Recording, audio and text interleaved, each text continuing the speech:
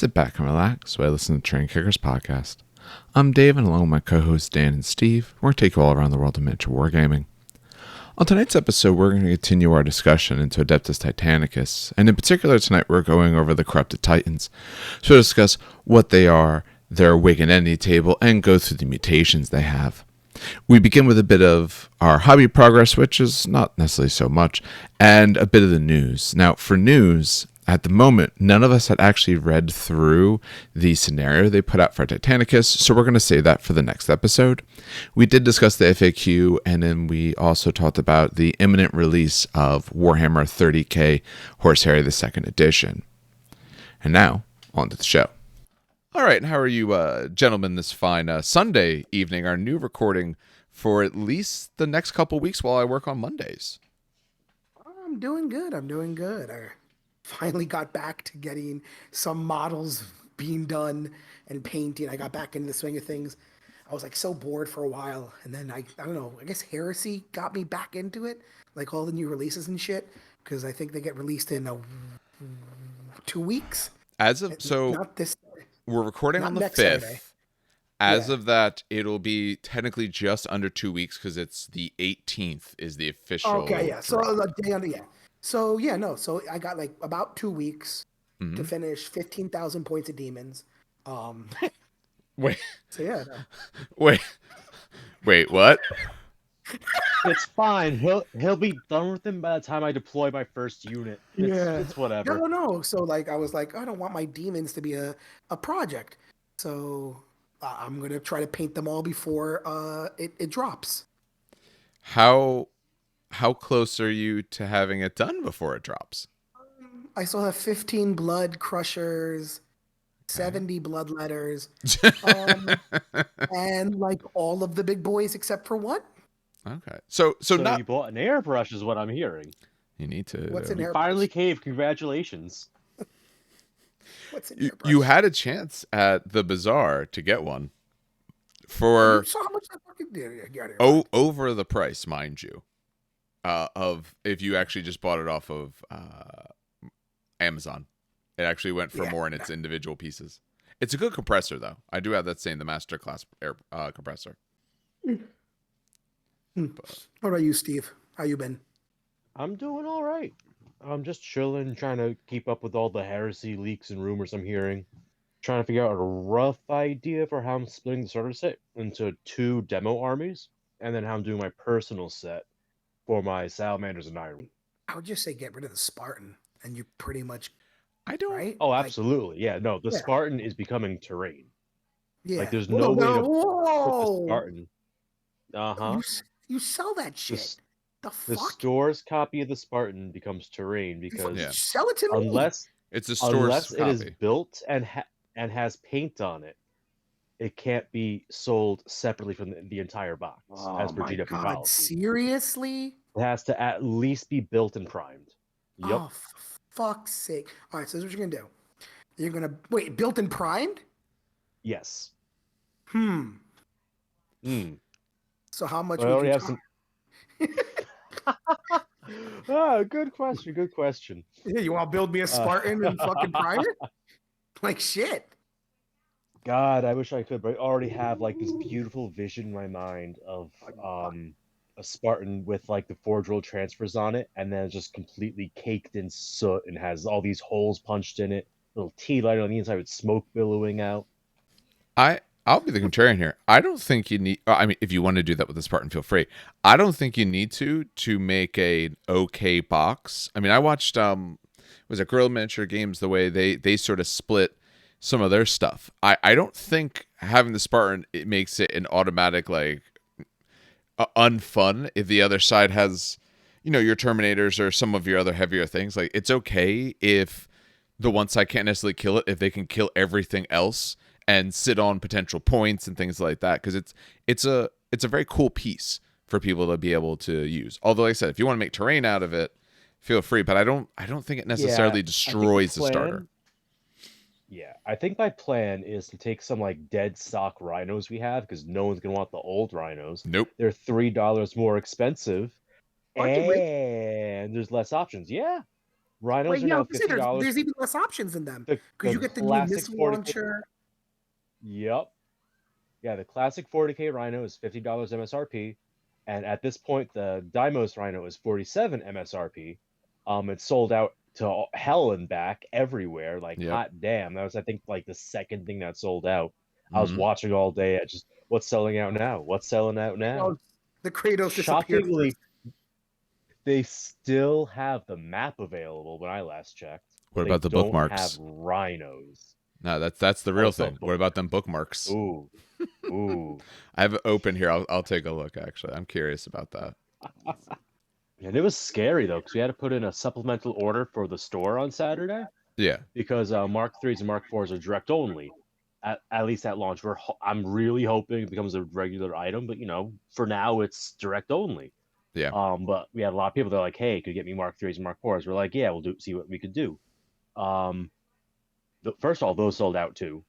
But second of all, like when you went to check out, it re-queued you for the Yeah. checkout process. So you for a second like, oh shit, I lost everything, it's gone. But no, For no, me, we I got it. didn't have any. So, little side note, I didn't have any problems. So I put in an 800 and fuck, Dave. What was it? It Dave was like helped me split it. 805 actually. It was just Yeah, over 8. yeah. So let's say 800. I put it in 800 because I did it for me, Dave, And like a couple 3 guys, and a others, couple I want guys to in say 3 Mayboard. 4. Yeah. Yeah. And we ordered dice, we ordered transfers. That way we can all get it to like one person.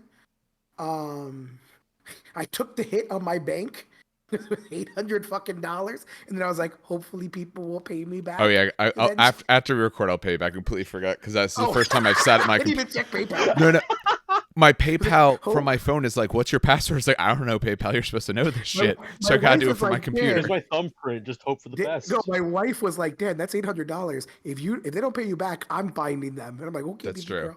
I'm not No, gonna no, mess with Josh your paid me, wife. or George paid me back. Yeah, no, I'm waiting for Josh and Dave. But yeah, no, we Yeah. put, and Brett paid me back. Yeah. But yeah, no, like it was a big boy order, and I was funny because I swear I after you did the splits, I was seeing how much percentage was dice transfers and just like normal shit, Like most and of it. it's so fucking funny because it was almost evenly split. Mhm. It was it was evenly split between Mark III Marines because we got 3 boxes, transfers and dice, with Yeah. dice eking out a little bit more. Though those Well, marks, dice are $3 more per set Yeah, than transfers. but it transfers, was yeah. about 300, 300, 300. Yeah. Or 200, 300, 300. Yeah. And I was like, oh, that's hilarious. Oh, the Mark threes were because you told me you put an extra one in the cart, forgot about it, and I No, was that's like, true. yeah, I'll take I another one of ordered those Mark 3 threes instead then. of 2 because I was rushing so quick. Yeah. Oh Um, no. That's no, all but right. I What I a bought them. shame. Yeah. So Dave, what we worked out was Dave wanted my Contemptor, which I'm going to give him for free because I'm keeping the weapons and Yeah. it's a plain body and fuck it, I'll just toss it at him. But I don't want the Cataphract. Yeah, it's not the Cataphracti. 20 Cataphracta. Yeah. I don't want the Cataphracti, so I was like, fuck, I really don't need these. So Dave goes, well, why don't you just give them to me and 2 for 1? So I'll get 2 Beakies for every 1 Cataphract. Yeah. So, Which actually is just about they've shown. I've seen some spots of what it's supposed to be when they sell them separately. It is actually just about equal that way. It's like 80 for the 20. It's supposed to be like 80 or 90 for the 10 cataphract. So it's actually just about the same. So it actually works out pretty well that way. Beakies helps me because I literally cannot use more Terminators because I Yeah. have 30 learning coming in. By dollars, it's fair. By points, Dave is winning. That's true. It's funny because when I said 30 Lernaeans, I remember Steve, you were like, why not run Rite of War? Or why not run Pride of Legion? They get Yeah. Lion. And I'm like, Steve, Yes. they come with Lion. They're That's- one of 2 I units. I still hate that so much. That's Well, crazy. no, that the because line. so the big problem is that their weapons go 4. That's like their huge trade-off. Okay. They still Aren't regular Terminators weapon skill 4 as well, though? yeah, they're specialized Terminator. All specialized Terminators are essentially weapon skill 5. Right. But you'd think that like the common trooper, quote unquote, Terminator would be line. Yes. You know? But yeah, For no. those who haven't followed Heresy Leaks, line is basically like the keyword or unit Yeah, for subtype, scoring. technically. Now, That says I you're should scoring. Yeah. point out that they get +1 to hit a chosen legion. You choose like when the game starts, and unless you're playing a Oh multi, wow, yeah. So it I kind of wonder gets what legion you're picking. Yeah, exactly. It kind of offsets it, but it's still weapon skill 4, so you kind of hit me on threes with all your spells. It's Oh, still so it's like scary. Angron. Yeah, it's tough getting hit, um, but they are lines, so if they survive, they, um, yeah. Dave, what have you done, by the way? Have you done any like modeling and um, writing? Oh so shit! I gotta think about it because it's been a few weeks for various reasons. Like I said, a lot of it's my schedule change and illnesses going on, all kinds of stuff. We've unfortunately been able to record for quite a while. Have I done much in the last few weeks? Not really. I've started putting together some of my Forge World stuff. I'm not that far into it. I'm just about set on my paint style. The scheme was easy. It's Dark Angel, so okay, paint it black and a few other things. But I'm pretty much set on the paint style. I gotta test a little more with the airbrush, hopefully later tonight. But assuming I like all of that, then I'm set with all of that. I can. My goal before the main box comes out is to see what I can do about getting any of that done / whatever else is on my backlog. Like I've been assembling. I had 2 more squads of B1s for Star Wars Legion for my Separatists, so I want to get those guys done. That'll take me maybe another hour to assemble, but an hour to paint all 18 of them, because that's actually really fast. I want those done. I want my other unit of warriors for my Necrons done. Just anything done so that way I don't have any of it hanging over my head for when however much stuff is going to plop down on my plate shows up. But honestly, that's about it. And I've just been busy. Now that the semester's over, I theoretically should be more free. Now that I don't have jury duty, I got out of that. So that's great. Yeah, Woo! Yeah. I always get called, and then I never make it past first selection. I was actually 'Cause selected.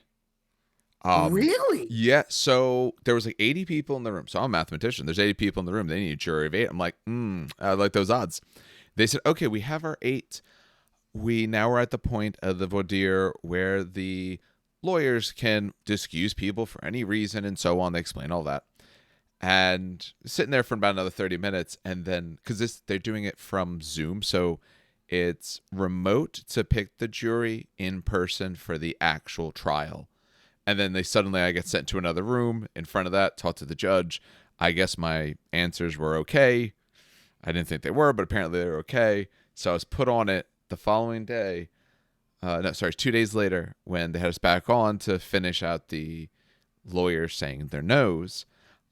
We originally when we started, we were told, hey, here's our COVID protocols. Here's what we're doing. Here's all the safety measures we take.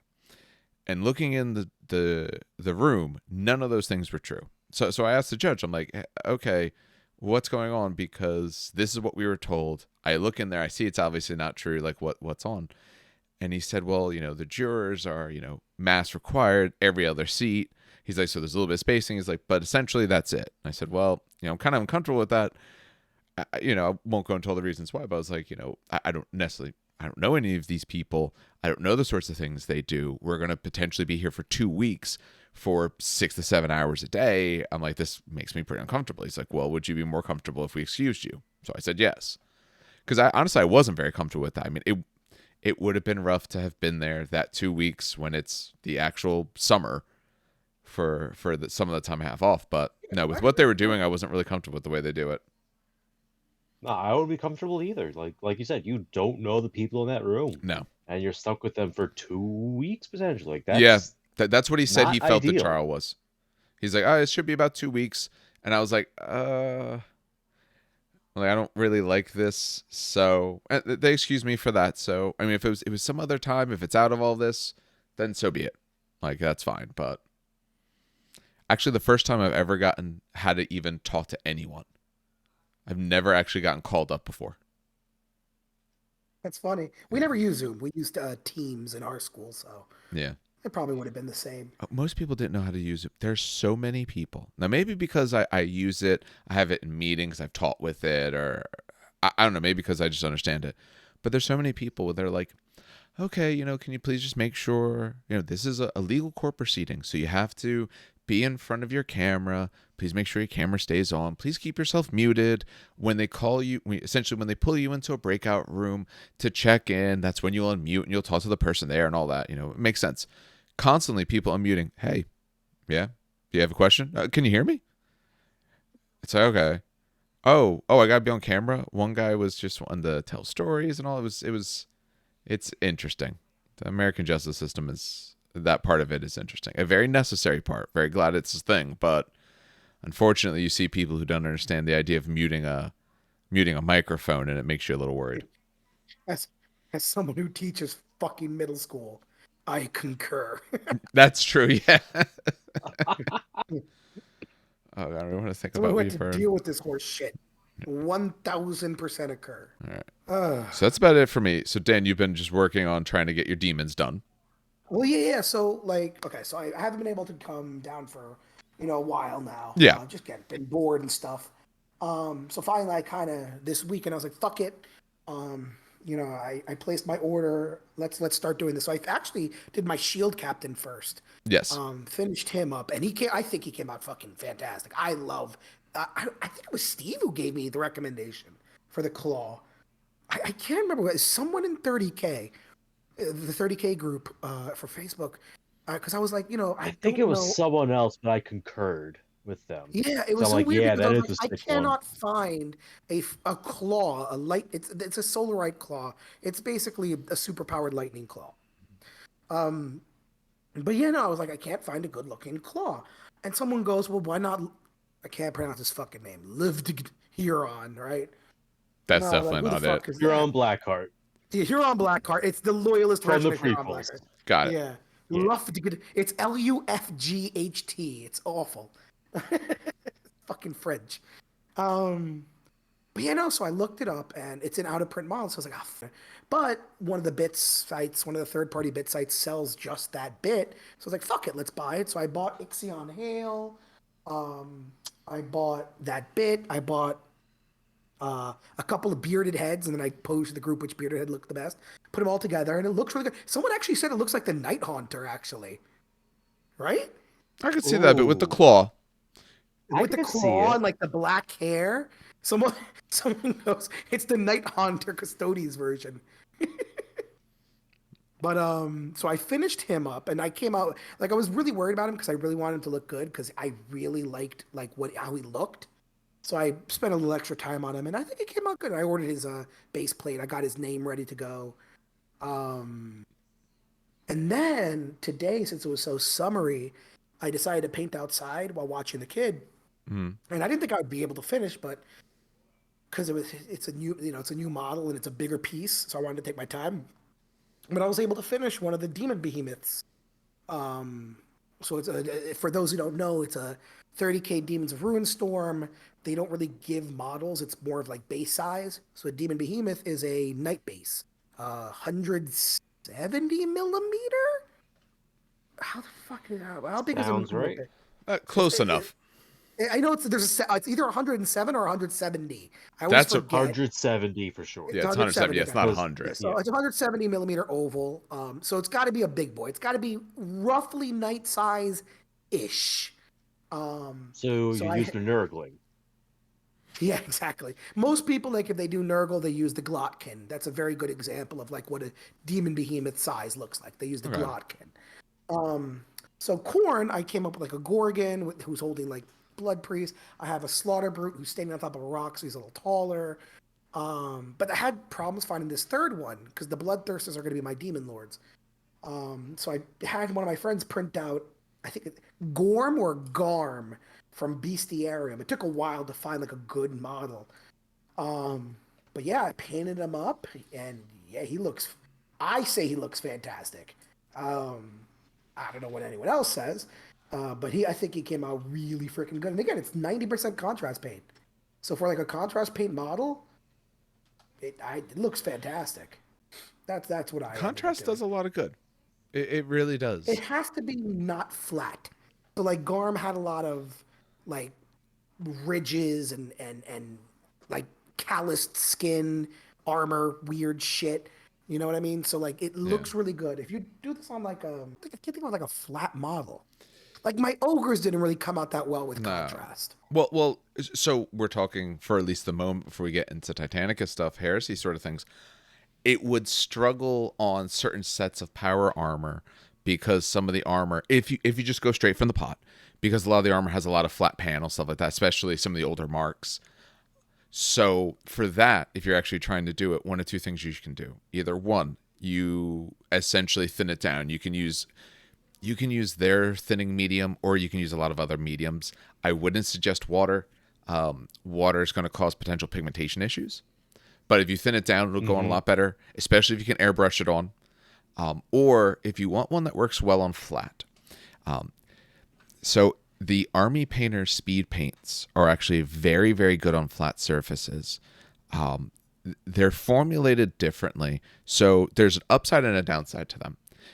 Contrast, you can paint over contrast very easy. There's no problems with painting over it, but it will pool on you. It tends to leave tide marks if you're not careful. Speed paints are honestly not going to tide on you, or exceedingly difficult to do so. It flows a lot easier into the cracks and crevices, works very well with that. The problem with those is you can't paint over the top.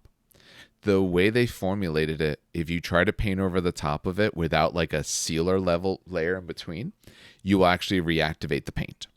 Now you could use that for some cool effects. There's some nice blending techniques you could do. But if your goal is just to, get things down, you could, speed paint over the top and it'll look good pretty much no matter what it looks like. And then you'd want to use, maybe like a gloss coat or something like that in between, and then do any additional layering that you want over the top of it. You can't layer right onto the paint. All right. That sounds pretty good. Yeah. I'm going to be doing I'm following, Duncan actually did a really, really, really good, because I'm doing Alpha Legion. Because I said Lernian. I noticed, I remember I said Lernian Terminators, and I didn't even mention what Legion it was. I'm going to be doing Alpha Legion, and Duncan did this wonderful, semi-quick contrast way to do Alpha Legion. Yeah. By basically mixing, hold on. It's the backups, doesn't it? It's probably, like a green and a blue or something? Yeah, it's a contrast green and a contrast blue. Okay. And I think it looks fantastic. I ain't going to complain. Yeah. No, listen, it can look good. I would just say you probably, since you're not going to be using an airbrush for it, you probably want to thin it down a little bit. Or just be very careful after you paint it on, like to kind of go back and, much like you would for a wash, to go back and kind of clean up spots to make sure it's not pooling where you don't want. So the Mark 6s, you might not have as much of an issue because they have a little bit more roundness to them in a lot of spots. They're not as flat as some of the other types. And Steve, what have you been doing? Jack shit. Yeah, and I really haven't gotten that much done hobby-wise. It's been all like outdoor stuff in the garden and shit. Nothing that would interest anyone.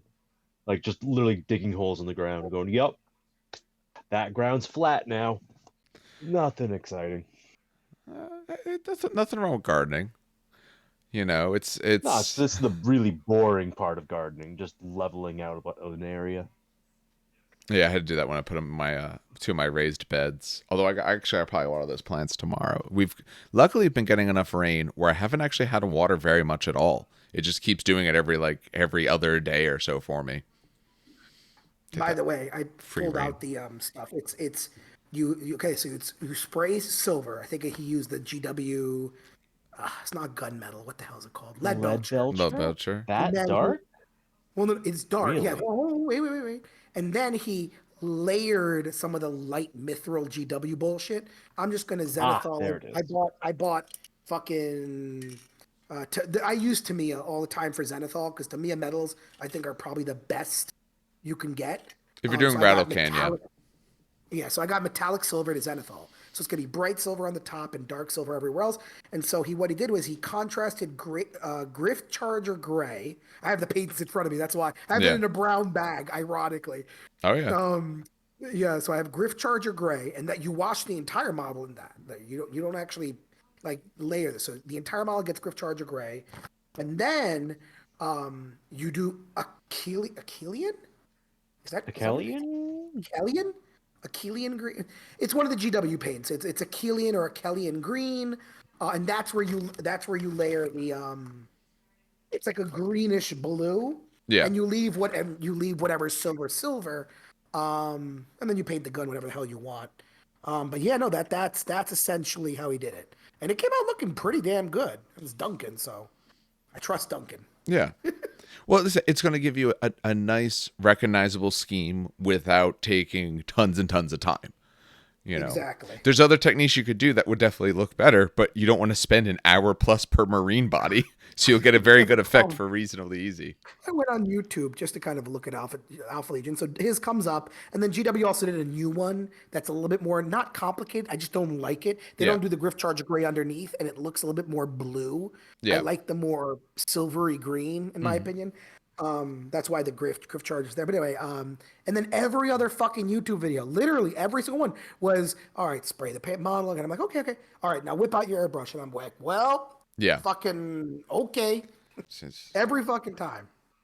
We're living a parallel universe here ahead of you. Now, honestly, airbrushing it really does help with a lot of stuff with this, especially because if you were doing, I don't use the sprays anymore for metals. Vallejo has a great metal line of just tons of colors. I use my airbrush to spray all those instead. All right. I think that does it for hobby. So we'll go on to news. We'll keep this reasonably short because there's no Titanicus news. At least not of like. Oh, actually, no, there is. It's been so long we forgot about it entirely. We never. That's right. Yeah. See. FAQs. And also they put out that scenario. Yep. Yeah. It's actually been so long we didn't. I actually haven't dug into the scenario. I haven't either. Let me pull that So up. since neither of us have, or we haven't, maybe that'll be for the next thing, just because that we were not literally sitting on air reading a scenario first. But they did.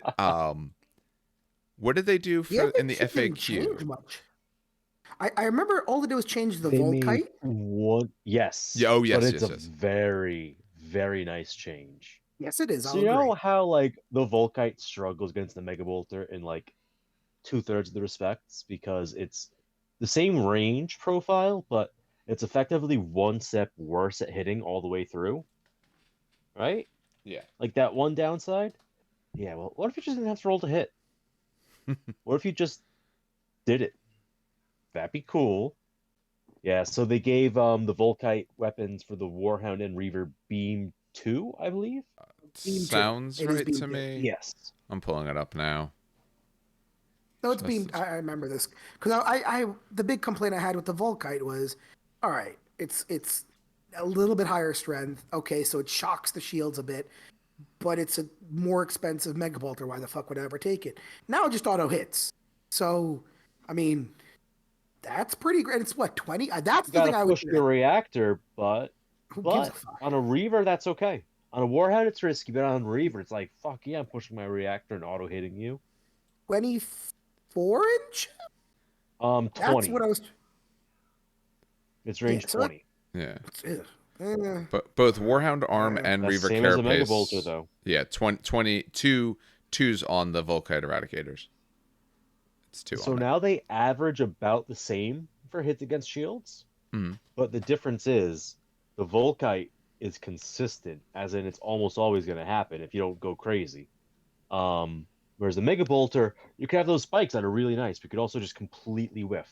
Yeah. So the Volkite is now the reliable option. Interesting. I like the change a lot. And there's no points let's bump be either. honest. They went, yeah, this is a little flaccid right now. Let's fix that. The, I mean, let's be honest. Volkite just looks cooler. Period. In my opinion, I Oh, think it it's one does. of It absolutely it's does. one of the coolest looking guns in 30K. It works well too in 30K, but I think it's one of the coolest looking guns. so do you guys have the FAQ in front of you? Because I opened it. Because there I is do some have other FAQ in front changes. of I'm me. checking which of these are actually. Well, the big ones that I saw was that they changed the older books to reflect the newer books. Yes. That's what I saw. Like they basically, because you have the Loyalist and Traitor books, and I think there were no changes in the Loyalist and Traitor books, Yeah. but they changed like all the other previous books to match the Loyalist and Traitor books. There was a lot of that. So a few. Yes, they also clarified Blast and Carapace. Yep. I'm on that right now. It's a very straightforward thing, but it's something they did. Yeah. So for that, essentially on the blast, they added a paragraph. If it targets a unit with a weapon that has both a 3 and a 5-inch and carapace traits, the unit is within a number of equals. If you're within a number of inches equal to your firing Titan scale, so in other words, you can't target, it automatically misses.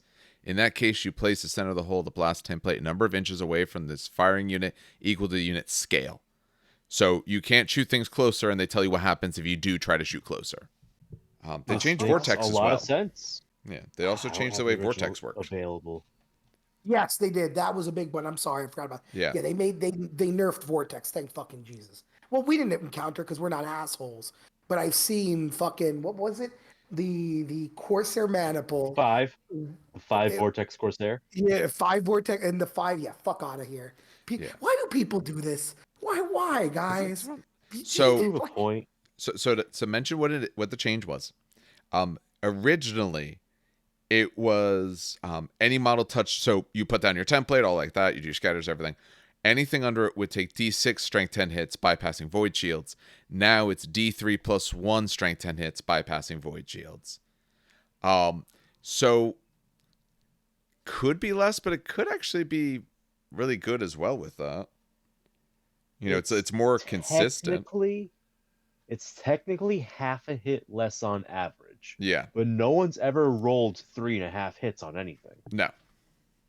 And you're going to miss out on that feels bad moment rolling a 1, which is really nice. But it gets away from the absurdity of, oh yeah, here's 6 hits the way locate. 10 hits.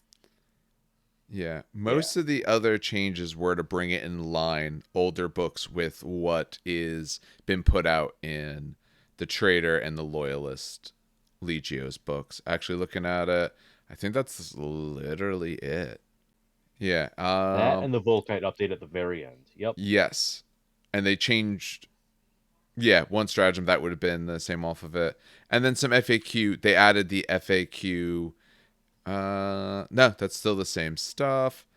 Doom Malik got an FAQ of is the knife fighter special rule from the Pharaoh's Maniple triggered by the target scale or by the firing unit scale? It's the firing unit scale. So they clarified that. I guess some people had questions about that. But yeah, then it's just the stuff we mentioned at the end. That's honestly it. So nice and simple. Oh, I don't know why someone asked this. I guess someone asked it because they wanted to be sure. But there's one new thing that isn't just a normal update. Someone asked the question, if a stratagem is not included in the Loyalist Legios supplement, because this is coming out of the Loyal Legios book, but is normally available to any Titan Legion or Loyalist Titan Legion, can it still be used? Yes. They talk about all the reasons why, but essentially if it's from the core book and it's not in the Loyalist, yes, you're still allowed to use it. So. Makes sense. Yeah. I guess people had to ask that. I don't know which ones are missing. I guess the White Dwarf one might be missing. It's probably it's probably something like that. It's probably Possibly. one weird edge case of something. Yeah. Maybe next time we'll go through and we'll discuss that little scenario and all they gave because we haven't read it yet. But I completely forgot about that. It's been too much Heresy stuff. But at this point, all Heresy pre-orders are out there. If you waited, you can still get the big box. But that might be just about your only option. I'm actually on it now. You can still get the big box. You can still get the heavy weapons. You can still get both books. You can get the map. Get that fancy map. All the dice. Nice map. I'll give props where props are due. Oh, did Specialist Weapons sell out finally? I believe so. Yes. I'm scrolling through. Oh. You can still get the bookmark. I'm going to scroll with you. Fancy bookmark. It's definitely out. You can still get a single scatter die for 85 cents. Yeah. Hey, man, oddly if you're enough, that box set, you're gonna need it. Yeah. The only transfer sheet sold out so far is Alpha Legion. Dan, you bought too many of them. I blame Dan. I bought 3. Listen, 100%. It is Dan's fault. Oh my god. People will fucking listen. People can rap me all they want. I will. But last time when I bought fucking, what was it, Custodes, I bought 1 Custodes transfer sheet and it was sold out for 7 fucking months. Yeah. 7 fucking months. I had to wait for another one. And I used my one to I have it here. I still have the original one and then the new one. The original one is maybe 3 or 4 ones left. But I know for a goddamn fact that transfer sheets are damn gold, and it's sometimes better to hoard them a little. It's the same reason why I hoarded my Custodes dice.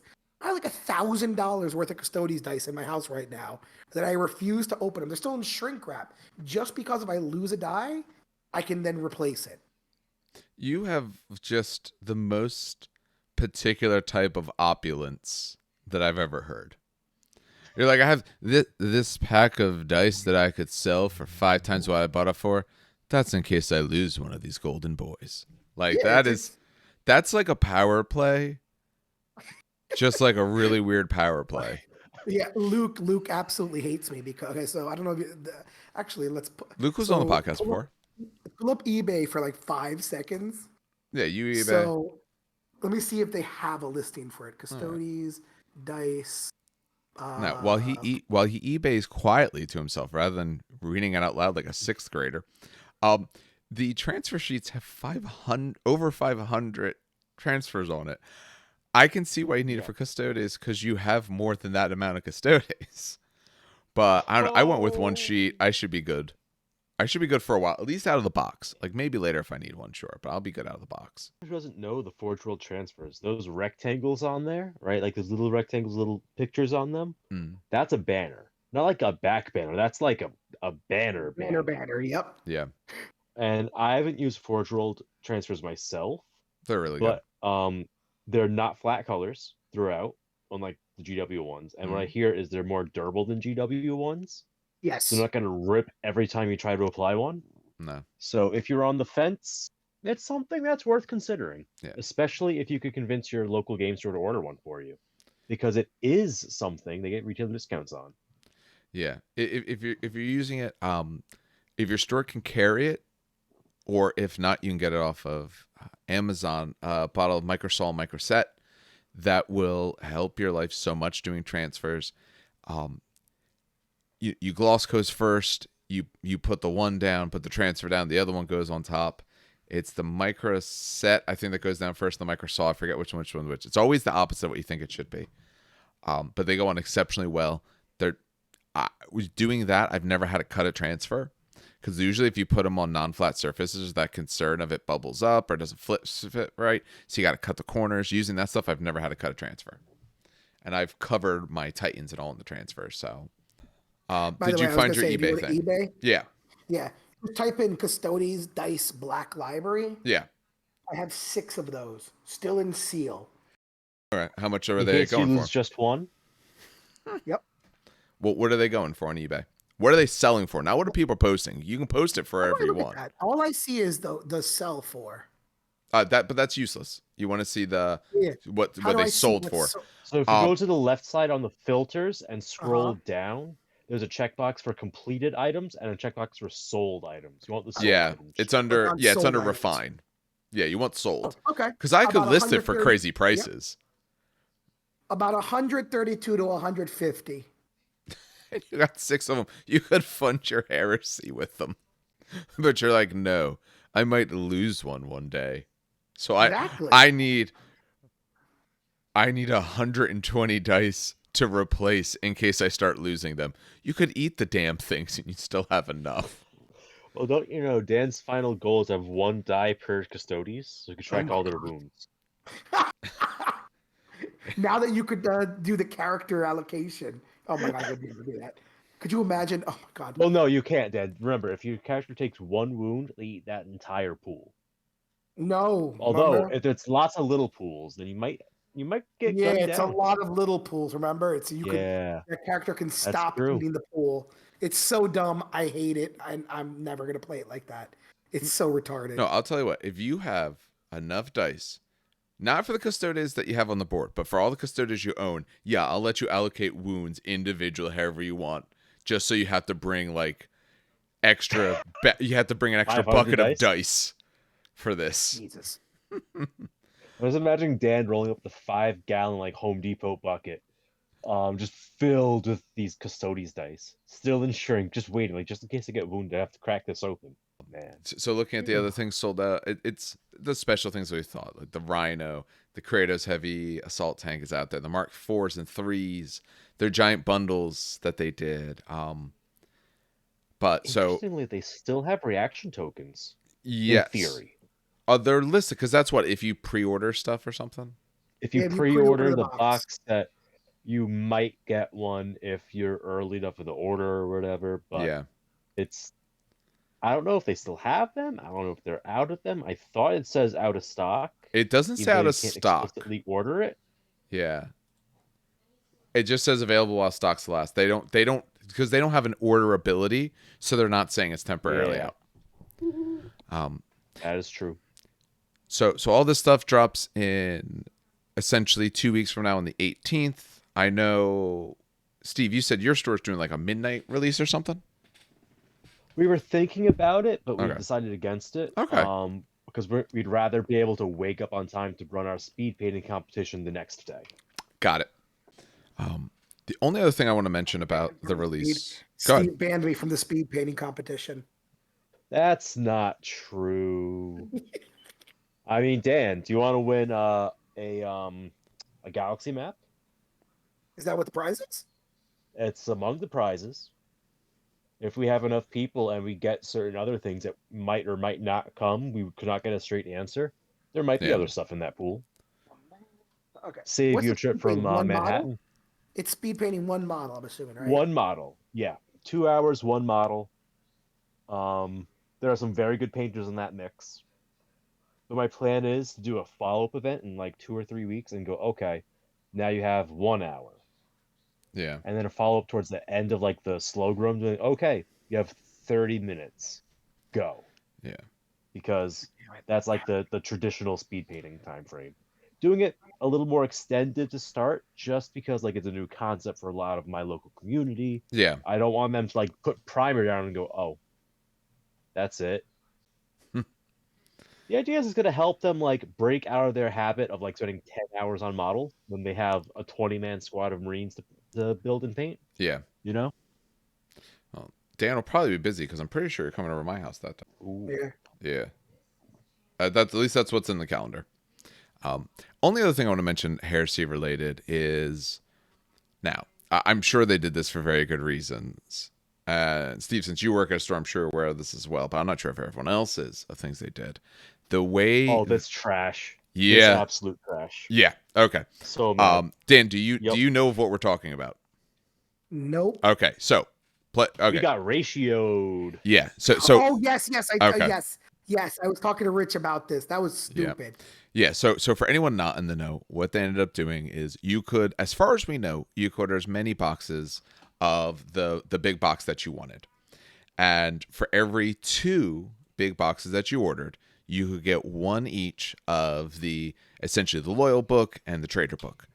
And then for every 4 boxes of the big one you ordered, you had the privilege of ordering one of essentially whatever else. So if you wanted like the rhinos or the Kratos, all of that, you could order one for every 4 boxes you order. So like our store, they ordered 30 of them. So if anyone's looking for it and you're local to New Jersey, we will have boxes. But he was only able to get for Maplewood, New Jersey. But if you want one of the special things, he was only then able to order 7. So he's getting 7 rhinos, 7 Kratos, things like that. I I would like to think, and I believe I'm wrong, I would like to think it's because of amounts. They just didn't have enough. And the fact that they temporarily sold out, okay. But I bet they could have done more for stores, and they probably wanted to keep a decent amount for themselves because then they don't have to give margin. But the fact it's sold out, I'm at least happy that it wasn't like, oh, stores, you can't order any more. Man, but we got them all online. You can come get plenty more. So, I don't know. I just hope whenever it's done, they let them just stock as much as they want. Because otherwise, a lot of stores, like, if you didn't direct order, and let's face it, if you don't want GW doing these practices, don't direct order. Things that you can get in a store, get it from the store. Because that will teach them not to do this to stores. But I'm hoping when it restocks in, they'll let them get what they want. Because I know at least in ours, the main people want one. Okay, you can get one of each of these things. If you want more, that's too bad. You'll wait. We'll see when it comes in. Yeah, what we ended up doing was because we had more people request specialist weapon sets than we were able to get with our ratios, we had to throw in weapon sets off the GW web store just to, make sure everyone got what they wanted. Yeah. And it's probably gonna come in a couple days after the release day, and I feel bad that guys have to wait, but at least they could work on their basic troopers in the meantime. Yeah, But there's plenty yeah, in that box you can work on while you wait for it. But yeah, absolutely. But it just sucks. That's an extra trip you have to make to the store and such. So we shall see how things go. The worst part of it, I think, is the books. The fact that yes, you get one book per box. I mean, there was a point where we had a 2-to-1 Traitor Loyalist ratio in like the hey, I would like you to order this yep, like list we had. Luckily, like we got more loyalists to kind of even things out, like in terms of like overall composition. But like, if you had anyone who has an existing Heresy army, mm, even if they buy the box set because they want the rule book on day one, right? mm, And they have a loyalist and a traitor army, they need both of the books, yep, which means that they are now taking quote unquote more than their share. yes. It's just a horrible setup. The You're right. The book one is probably the one that's the most egregious because the other things have sold out. The books have not. And since the books haven't sold out, that means they got plenty of them. They should have let you just order it. If they want to allocate you books, let you order one for one then. But let you order it the way you want, maybe. At least do it that way. Not like, oh, you order both, well, you get to do one of each. Maybe you want a lot more of one. Or just let people order as many books as they want. I mean, they're already charging you a Exactly. bunch for the book. Let people order it. That was the one thing I wanted to mention because it's known reasonably well, it seems like, for people who are either in game stores or around game stores, but other people may not have realized they did this. But like I said, it's not a good practice. It's not a feel good practice.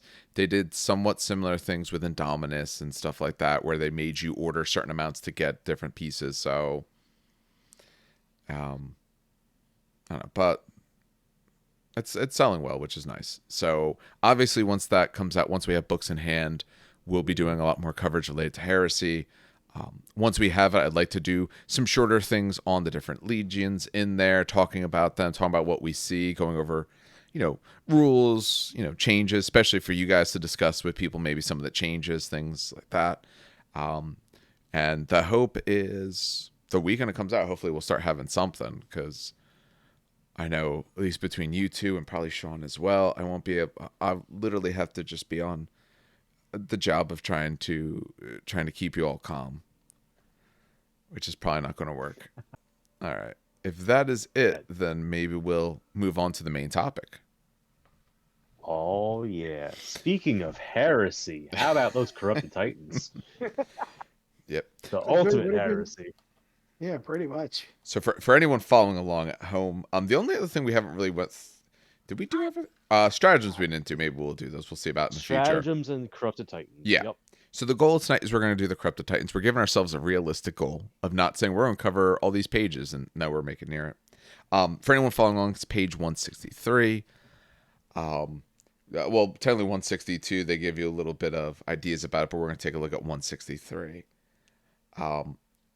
So it's been a little bit, honestly, since I played, because for the longest time I wasn't playing much of any games, honestly. I'm now trying to get out there more, especially with it being summer and all.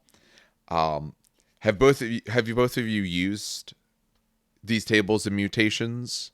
Yes, I have. Okay. I Actually, have gotten killed by quite a few titans with them. yeah. All right. And the guy at our store, Josh, uses it a lot for the spit. Yeah. So yeah.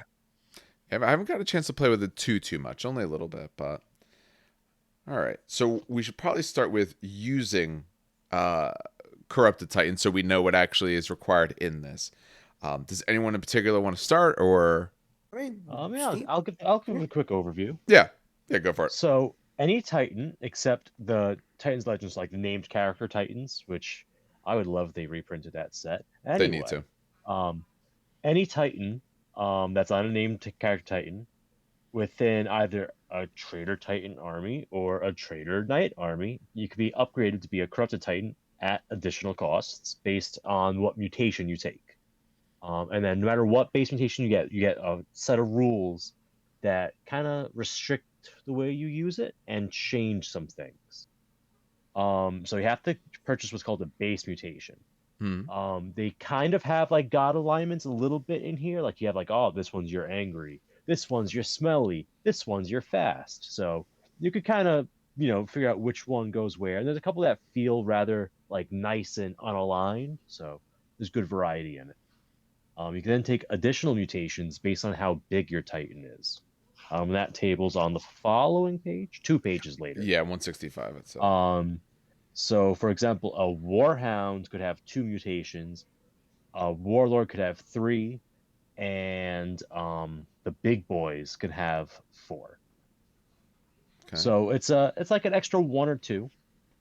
The points do add up as you go, though, so definitely keep an eye on that, unless you just want to do something really silly and really fun. But yeah. Let's see. Your command checks are reduced by 1 as a penalty. The idea is you have the energies of chaos flowing through you. Taking orders is probably a little bit more difficult. But this is all command checks, including, for example, the machine spirit tests. Yeah. And if you take additional mutations, yeah. it's an extra penalty, so it goes to -2 instead of -1. That's So rough. if you're facing Traitor Titans and you don't want them getting orders, then some of those Legio perks and upgrades that affect command checks might come into play, because when they stack, it definitely makes a difference. Especially when you're already at -2, going to like a -3, -4. That's a little bit noticeable. Your Legio traits cannot be used to ignore penalties to these command checks, because it doesn't matter, how brave you are. If you're also insane, it's not going to get you that far. But, other things do still allow you to ignore it. If you awaken the Machine Spirit, there's a new table just for Corrupted Titans. And we talked about this a little bit last time. Yeah. We get a little bit more into it this time. I think we should do that now and then jump back for the Princeps and URS traits, because that's all that finishes that out. Yeah. All right. So, Awakened Entity. I feel like Dan might want to introduce a couple of these. Yeah. So we can round robin this. So, I'll start with the worst result. So essentially, this is the same. This basically replaces your Awakened Machine Contemptuous. Spirit. So that's the big thing. So instead of getting an Awakened Machine Spirit, you now roll on the Awakened Entity table. So this is basically a replacement for that. Not a complete replacement, though, because, for example, if you're a Furion player, you cannot select something off this table. You can only select something off the Awakened Machine Spirit table. So that's why I wanted to clarify. So, number 1, Contemptuous. There is no effect. I should have probably moved on number 2. No, other than ending the current action. That's a big thing. Yeah. Riveting. But that's the big thing, because it just stops whatever you were doing. You also don't get to do the thing. Oh, God. I feel like now I got it. Where the hell is the Machine Spirit, Awakened Machine Spirit table for 1? I can't remember. It's in the main book. Hold on. Is it not in this book? No, why would it be in this book? You would think. No. Nah, it's not in here. It's GW. That's not the way they do rules. Yeah, of course not. I'll just do number 2. Yeah. But yeah, it ends your current action. There is no effect. It's basically number 2, Fearful.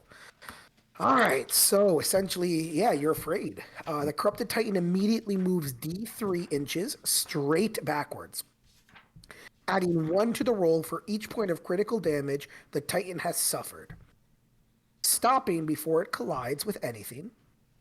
For each point stopping before it collides with anything. If the Corrupted Titan moves more than its boosted speed characteristic, it immediately suffers D3 Strength 8 hits to its legs. These hits are taken in the Titan's front arc and ignore Void Shield. If the Titan is unable to move for any reason, for example, it is treated as mobilized. Treat this result as Contemptuous instead. Okay, so here's a quick question when I read this. Yeah. It says for each point of critical damage. So let's say I have 2 pips in the head, 2 pips in the body, 1 pip in the leg, right? Yeah. Is that 5 points of critical damage? That's how that would read? Yeah. It's per each point. Yeah. So in your little mostly your triangles trackers. Yeah. If you have spots on those, it's each pip.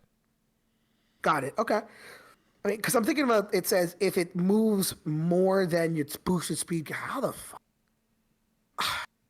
Well, a Warlord is only 6 max if it has 3 crits on it when this happens. And you roll a That's already basically there. No, because a D3. Yeah, more. Plus 3 is 6. Take a 4th one. Oh yeah, I was gonna say you would need like 4.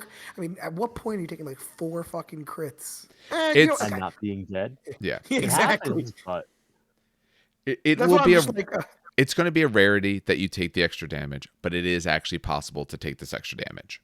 You're dead at that point, honestly. You're essentially almost dead. And since you have so many crits on you, you most definitely, almost assuredly have at least a crit on the legs as well. So then the strength that hits on your legs, now at a +2 or maybe a +3 or something like that, might just take you out. I do think that lore-wise, this is a neat little one to have in there, because at this point, when the Titans are possessed, they're living. Like they're these giant half machine, half organic monstrosities. So the idea of a Titan being like spooked, because the demon inside it is spooked, is pretty cool. I agree. I mean, it sucks if it happens to you, but I mean, that's the price of heresy. I'm not. It's been so long since I've read some of the heresy books, and honestly, I just stopped. It's cliche to say, but I got too busy to read books. I know they have audiobooks, so I go back to that. But just read Siege of Terror. Yeah, there's other ones I want to read. I just like it in general, but I don't often think, and maybe this is just me because I haven't read enough and all. I don't often think of like demons or these sort of warp entities as being scared. Is that something that gets explored? Yeah, it is. So, okay, so not to go off on a tangent, because I'm Tangent the incoming. Custodes buff. Yeah, not so because Okay. no, the War of the Webway is a big thing that I like to read. Okay. The demons aren't technically Nurgle, Khorne, Slanesh, and Tzeentch yet. It's very weird. Okay. There are realms, like there's demons that are super angry, but they're not blood for the blood god Khorne yet. Or at least we don't know they are that yet, right? Okay. And remember, little spoilers here. So for anyone, demons are manifestations of human emotion. So Yeah. not until it's very, what's the word? The cat's not alive until you see if the cat's alive. Schrodinger's cat. Schrodinger's? Yeah, it's Schrodinger's demon. We didn't know it was Khorne until we named it Khorne. Right. We didn't name it Tzeentch until we named it Tzeentch. They've existed forever, but human emotions kind of gave it that divinity. So that being said, in that whole ramble, the demons aren't so much afraid as they are. It's not, the word isn't like they're Directionless. Well, so the awakened table, the little fluff part, it says it's they don't want to be destroyed. Yeah, that's what it says. It says the warp entity fears being cast back into the aether, pushing its new vessel to the limits to avoid its destruction. Okay, so they just don't want to have to return back. That's the fear, self-preservation, essentially. Yes, okay. That's the thing. Yeah, it's not fear; it's more self-preservation, which I guess is a form of fear. The reason I bring this up is because in the war in the Webway, when the custodians were holding the Webway down, the demons didn't so much retreat out of fear. They retreated so much as sometimes the Sisters of Silence would just eradicate their soul. Yeah. Like they just don't even return to the ether. They're just gone. So it wasn't so much as fear as so much as I don't want to die. I guess that's fear, though. In that case, I would say yes. If your goal is like, I don't want to go back to the Immaterium, that's annoying. Okay, fear, but maybe a little bit different. That's sort of a fear that we can't comprehend. But pure, utter eradication, yeah. All right, so you start walking away. Oh, on the Awakened Machine, the first one, haughty, is the same idea as this one, contemptuous. End the action, do nothing. Okay, that's what I thought. Oh, good. Okay. Yeah. I'm glad we checked that. Now, fearful, if I'm remembering correctly, that will correspond to the repair one, right? Yes. Yeah. Corresponds to stalwart, which was get to make a repair roll. So they're repairing, the machine spirit's repairing itself, not because it's afraid, but because it wants, it's actually, no. Well, I wonder, what is stalwart doing? So here's the fluff, and it makes a little sense as well. The Titan has a warrior spirit and refuses to die quietly, where the fearful one is, I don't want to die. Where this one's like, it wants to be loud. Yeah. Yeah. Yeah, it makes a repair roll. Yeah, it's essentially just, make repairs. Yeah. All right, that's cool. No, I like that. It's very almost two sides of the same coin kind of shit. Oh, absolutely. So far it is, at least. Yeah, so far. Who wants to take bullish? I'll do it. Why not? I can read it from here. So, the little flip bit. The warp entity charges forward, uncaring of those that stand in its way. The corrupted titan immediately moves a number of inches equal to its base speed characteristic straight forward, stopping if it were to collide with anything. After the move is ended, and after resolving the effects of a collision, so it will collide if it does. It doesn't stop before the collision. It actually will hit someone. After that, the corrupted titan turns up to 45 degrees towards the nearest enemy, stopping before it collides with anything or if the enemy enters its front arc. If it's unable to move if it's immobilized, then it goes straight down to contemptuous. So rather than backing away, it's going to start moving straight forward. Straight forward, and then it tries to turn. But it actually says stopping if it collides, so it will actually collide on that first thing. Unlike the normal table, right? Where Yeah. you move D6 forwards in turn? Yeah, so the normal table is impetuous. Remember correctly? The Princeps fights to restrain the Titan, which wishes only to advance. Yet it's a D6 straight forward, stopping before it collides with anything. So bullish will actually hit someone. Impetuous doesn't let you hit anyone. And then you turn as well. And it's your full base speed. So Warhounds are going to go 6 if they roll this. Yes. Whereas a Warlord will always be... Yeah, they'll go less. So good for some of them. It feels like a stronger version. Generally, this is faster. Yeah. Yeah. But more dangerous. It's a more aggressive version. Yeah. Because you actually are going to hit them. So you could actually get potentially damaged. Interesting. All right. Someone want to take the next one? I dropped my book, so I have to get back to the page. I got you. Yep. I'll take this one. As I'm painting corn demons. For sure. So, blood hungry. The warp entity charges forward, determined to bring death to all who defy it. So the corrupted titan immediately moves a number of inches equal to its base speed characteristic straight forward towards the closest unit. Oh, interesting. I thought it'd be close enemy. Closest unit within its front arc, stopping before it collides with anything. If there are no units, friend or foe, within its front arc, it turns 45 degrees towards the nearest enemy unit instead of moving, stopping before it collides with anything or if the enemy enters its front arc. Then, if there is a unit, friend or foe, within 1 inch within its front arc, it makes a smash attack against that unit with a dice value of D3 plus 1. So don't be near it. No. Yeah. Don't be near it.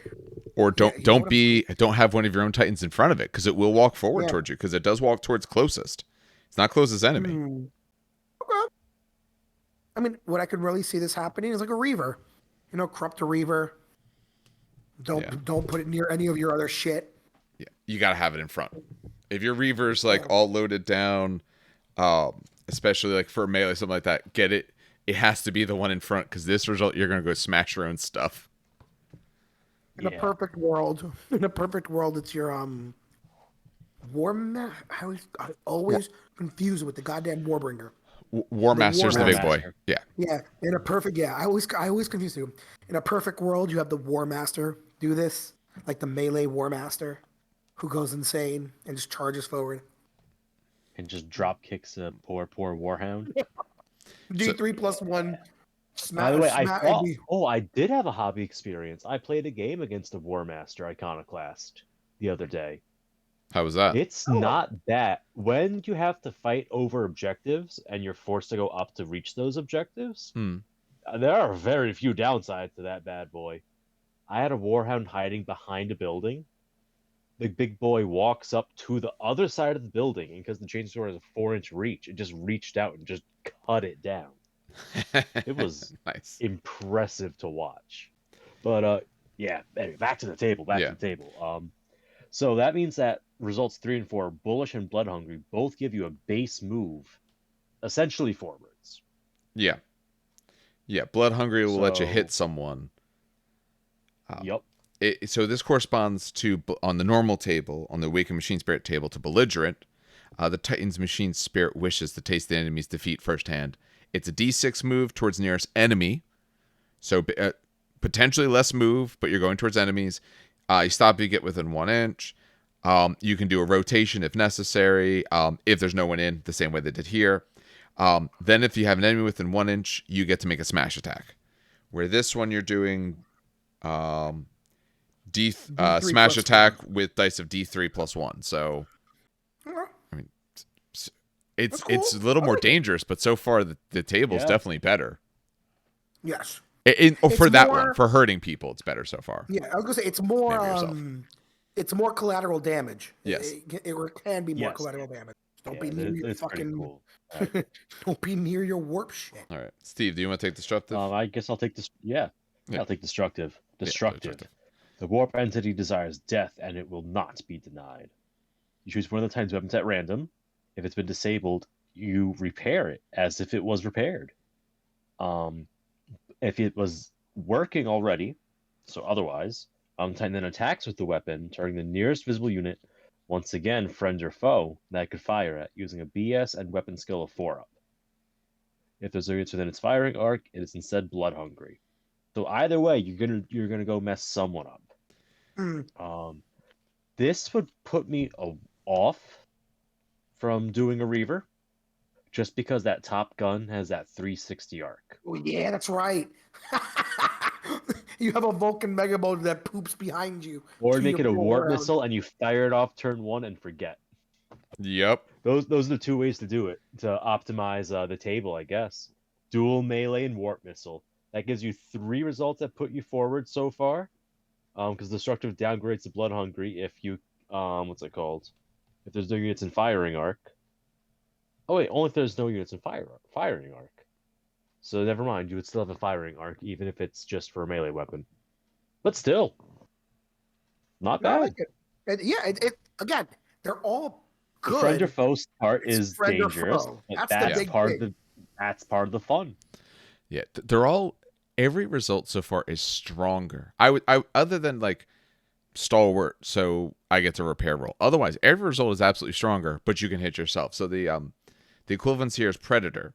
The Titan wishes to hunt, and it will not be denied. You choose one of the weapons at random, using the tail. Yeah.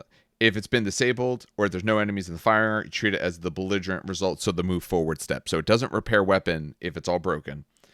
Otherwise, it shoots someone at Ballista Skill 4. But again, it's enemy.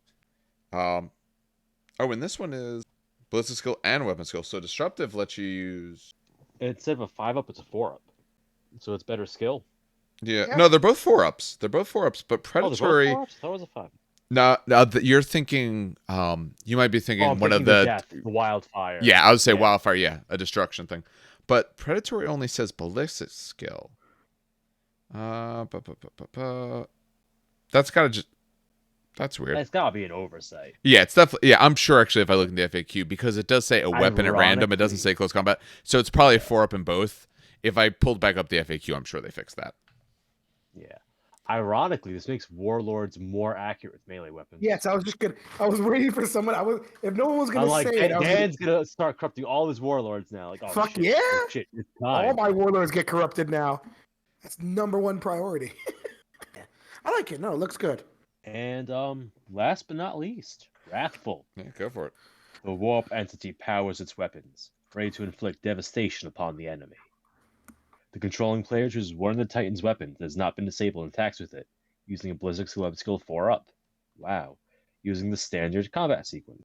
If all weapons have been disabled, treat it as destructive instead. So essentially, you choose a weapon and attack. It Yes. does not say you have to attack friendly units. No.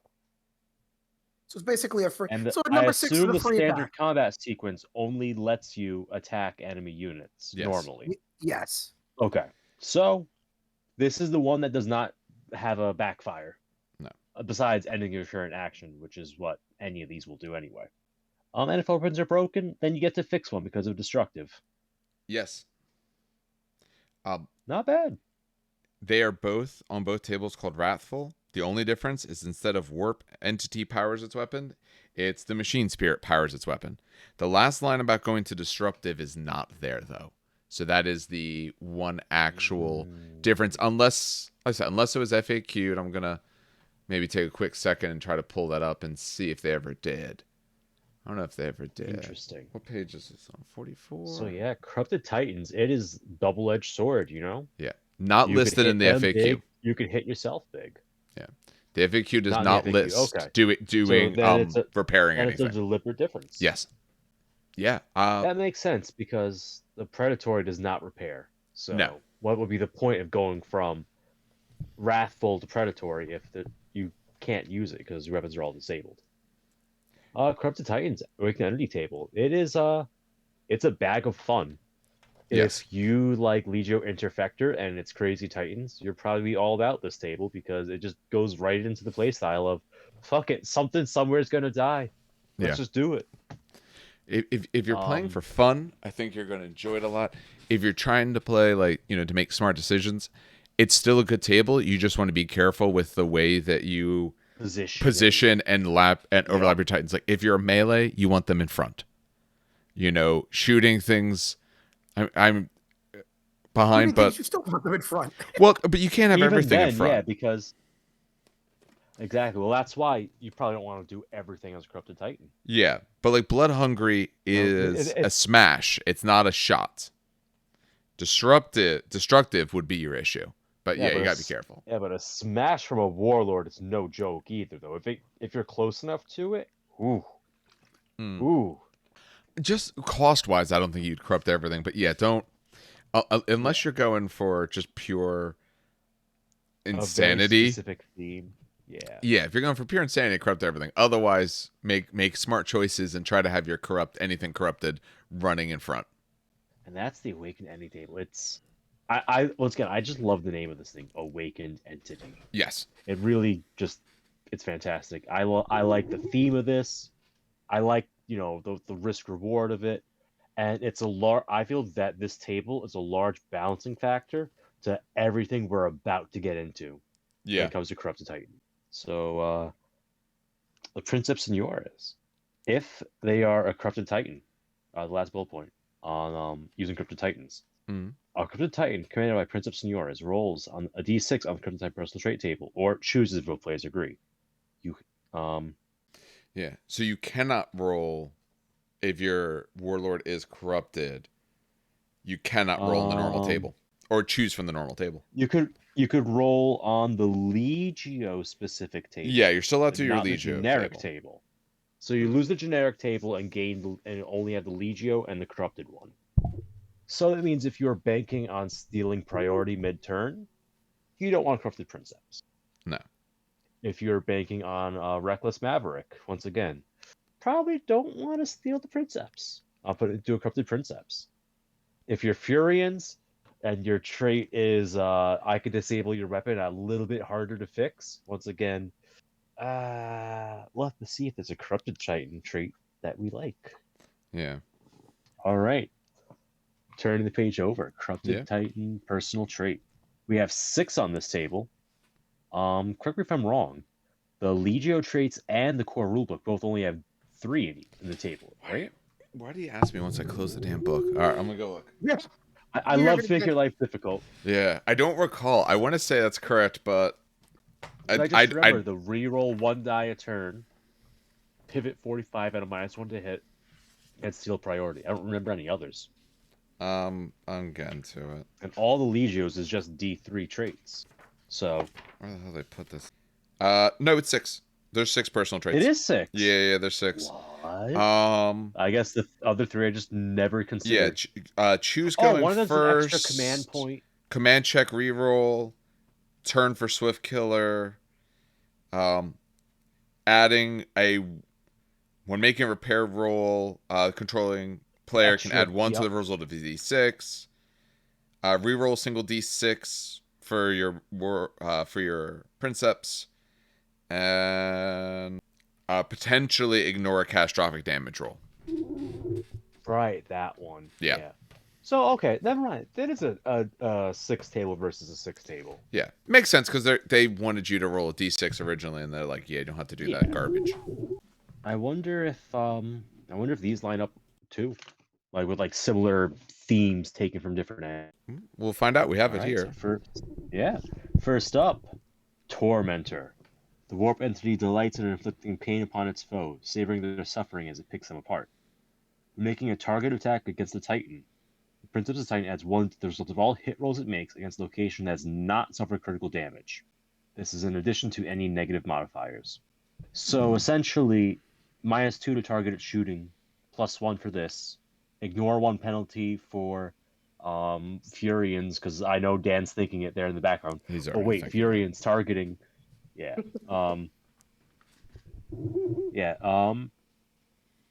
This is an interesting one. Not my favorite trait ever, because it forces you to spread out damage, or use this as your opener, like your initial opening attack.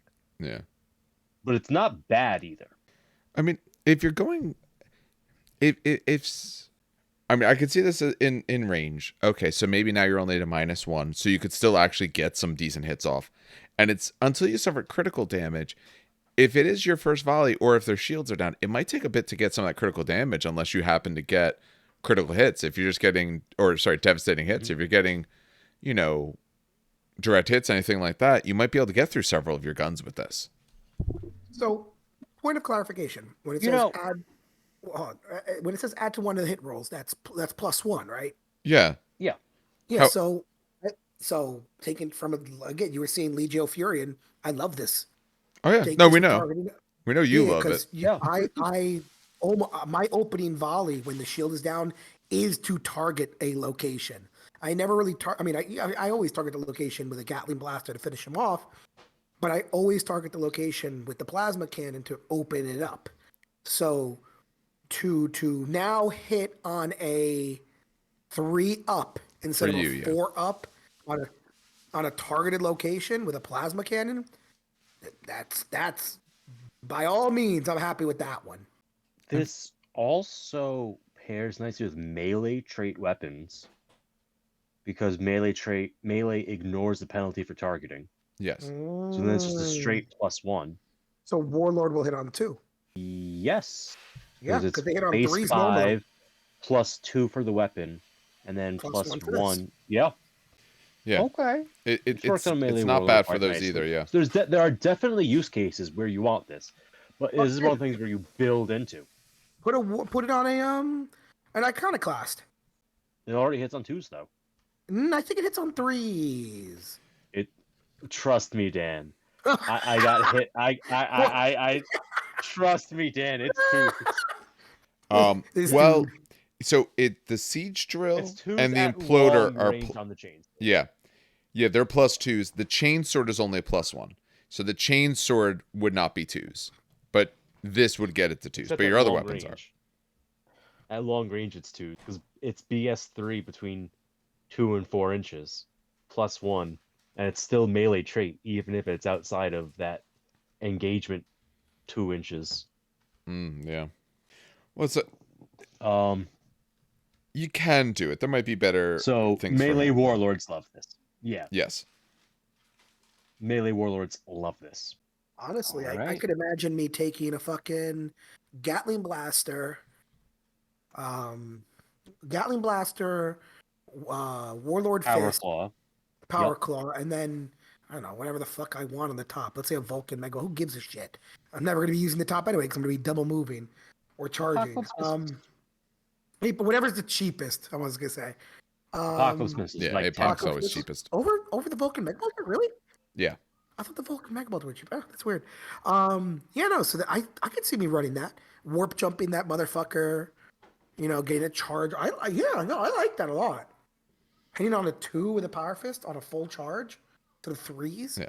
Until you hurt them. I like it. But that's not a bad trade-off. No similar result on the other table. Nothing like that one. Okay. Not exactly, at least. Right. Yeah. All right. Number 2, Exemplar of Fear. Harrowing cries echo from the warp entity's Titan, its terrible spirit clouding the minds of all around it. Once per round, when enemy Titan within 12 of the Princesses makes a command check to issue an order, they can be made to re-roll it. Ooh! This is breaking one of the golden rules of Games Workshop design philosophy. Yeah. You never make your opponent re-roll their dice. It's just not a thing you do. If I for like no this one. other reason, I like this just because it lets you break the typical convention of rerolls are for yourself. Actually, no. I'm There not is one saying model it's that does break it. Big Boy from Sigmar. Big Boy on Three-Headed Dragon. Not Archeon. Wait, is it Archaon. Archeon? Really? Archeon's Yeah, a three-headed Archeon. dragon. He has a weird rule that you roll a dice, and whatever the value of the dice is, you have to re-roll that dice for the hit. That made the way you explained that made no sense. So you roll the dice. I Let's say I get a translated 5. from Dan to English, and I Yeah, so understood. if I roll a 5, whenever you hit Archeon, if I roll a 5 at the beginning of the turn, any hits of 5 on him have to be re-rolled. Got it. That makes more So sense. so Have basically, you to roll be. for a value, and then if you roll that value, you're forced to re-roll that value. Yeah. Exactly. This This one's better than Archeon's rule. Just saying. yes. It does have a similar one. The number 2 on the personal trait, Ironclad Titan, is the opposite of it lets you re-roll your own command check once per turn. And this one is force your enemy to re-roll it. So it's the evil version of the other table. This is thought the it was really flexo to the other cool. table's bender. Yes, I got that. I got that reference. I like it. I just thought of a really really funny setup. You do the twinned Legio, one corrupted, one non-corrupted. One takes this, one takes the other. That'd be thematically so cool, That would be good. I like that. man. All right. Someone out there, please try that and let us know. I need to know. I have to know. Yeah. Please do. How does it feel? All right. Who wants All to right. take the next one? I'll do it. Go for it. Oh shit, it's long. Are you sure you want that? Would you Damn it. prefer me do Whatever. it instead because it's a lot to read there? No, I got it. All right. Strong of Essence. The warp entity refuses to be cast back into the aether, reserving a portion of its strength to ensure it can seize a new host if required. If the Princeps Titan is destroyed before rolling on the catastrophic damage table, the player may choose a friendly, non-corrupted Titan within 8 inches of the Princeps Titan. The chosen Titan must be of the same class as the Princeps. The chosen Titan is overtaken by the warp entity's essence and follows all the rules for being a Princeps Senioris. In addition, roll a d6. On a 4+, it retains the Strong of Essence personal trait. Otherwise, it has no personal trait. The new Titan gains the same base mutation as the destroyed Titan, but does not gain any of the additional mutations. Only a Princeps Senioris chosen during battle group selection counts for the purposes of determining victory points and other scenario effects. I like this. This I one's like it. cool. This would be fun on Ember Wolf. Depends on the base mutation, but I like it. It depends on what base bad on mutation you Ember take. Wolves because they're all Warhounds and Yes. Porkers. So that or like an All Reaver Maniple. Like if you have a Maniple that is dedicated to a Titan class, it's gonna be interesting, especially if you have one of the pricier base mutations. Or Regia. That's the one. That's why I run that's the Maniple I run all the time. Yeah. There's a lot And that the you could have more warlords have than to be one of close to something. each other in it. anyway. Yeah. The warlords have to be close to each other anyway, and the fact that I get for free the mutation from one to the other. I wonder. So hold on a second. You can only take one base mutation, right? Yes. Correct. Or you could take No, one base. Then you take additional one after that. base. Yes. So let's say I have I'm just gonna read the names. Let's say I have Preternatural Grace on one and Warp Conduit on the other, and one dies, and this is the Princeps Senioris. Non-corrupted Titan. Yeah, you have to do non-corrupted. Okay, that's right. Essentially, the demons entering a new A non-corrupted one. empty vessel. Yeah, so I would do Yes. this with Regia. I take this, have one warlord add the demon jump from one to the other. Yeah. If you're running a couple No, of the same seems type, like this is fun. good. Yeah, and again, it keeps the same base mutation. It's not the strongest trait we've seen, but No. it's fun. And but I mean, the thing is, I don't know the base mutations. I know like It's the Alfarius one or two mutation. I've That's what taken. this is. This is Alfarius, the mutation. It is Alfarius. No, I was gonna say I know the one or two mutations I take, the one or two base mutations I take. So if you have like a good mutation, this is actually pretty good. I like this one. That one's neat. Yeah, I'll give credit where credit's due. I actually do like this one. And it is nice that you automatically make the transfer. There's no risk of the transfer failing. It's just a question of whether you keep the trait. And what's funny is if you keep the trait, it happens again.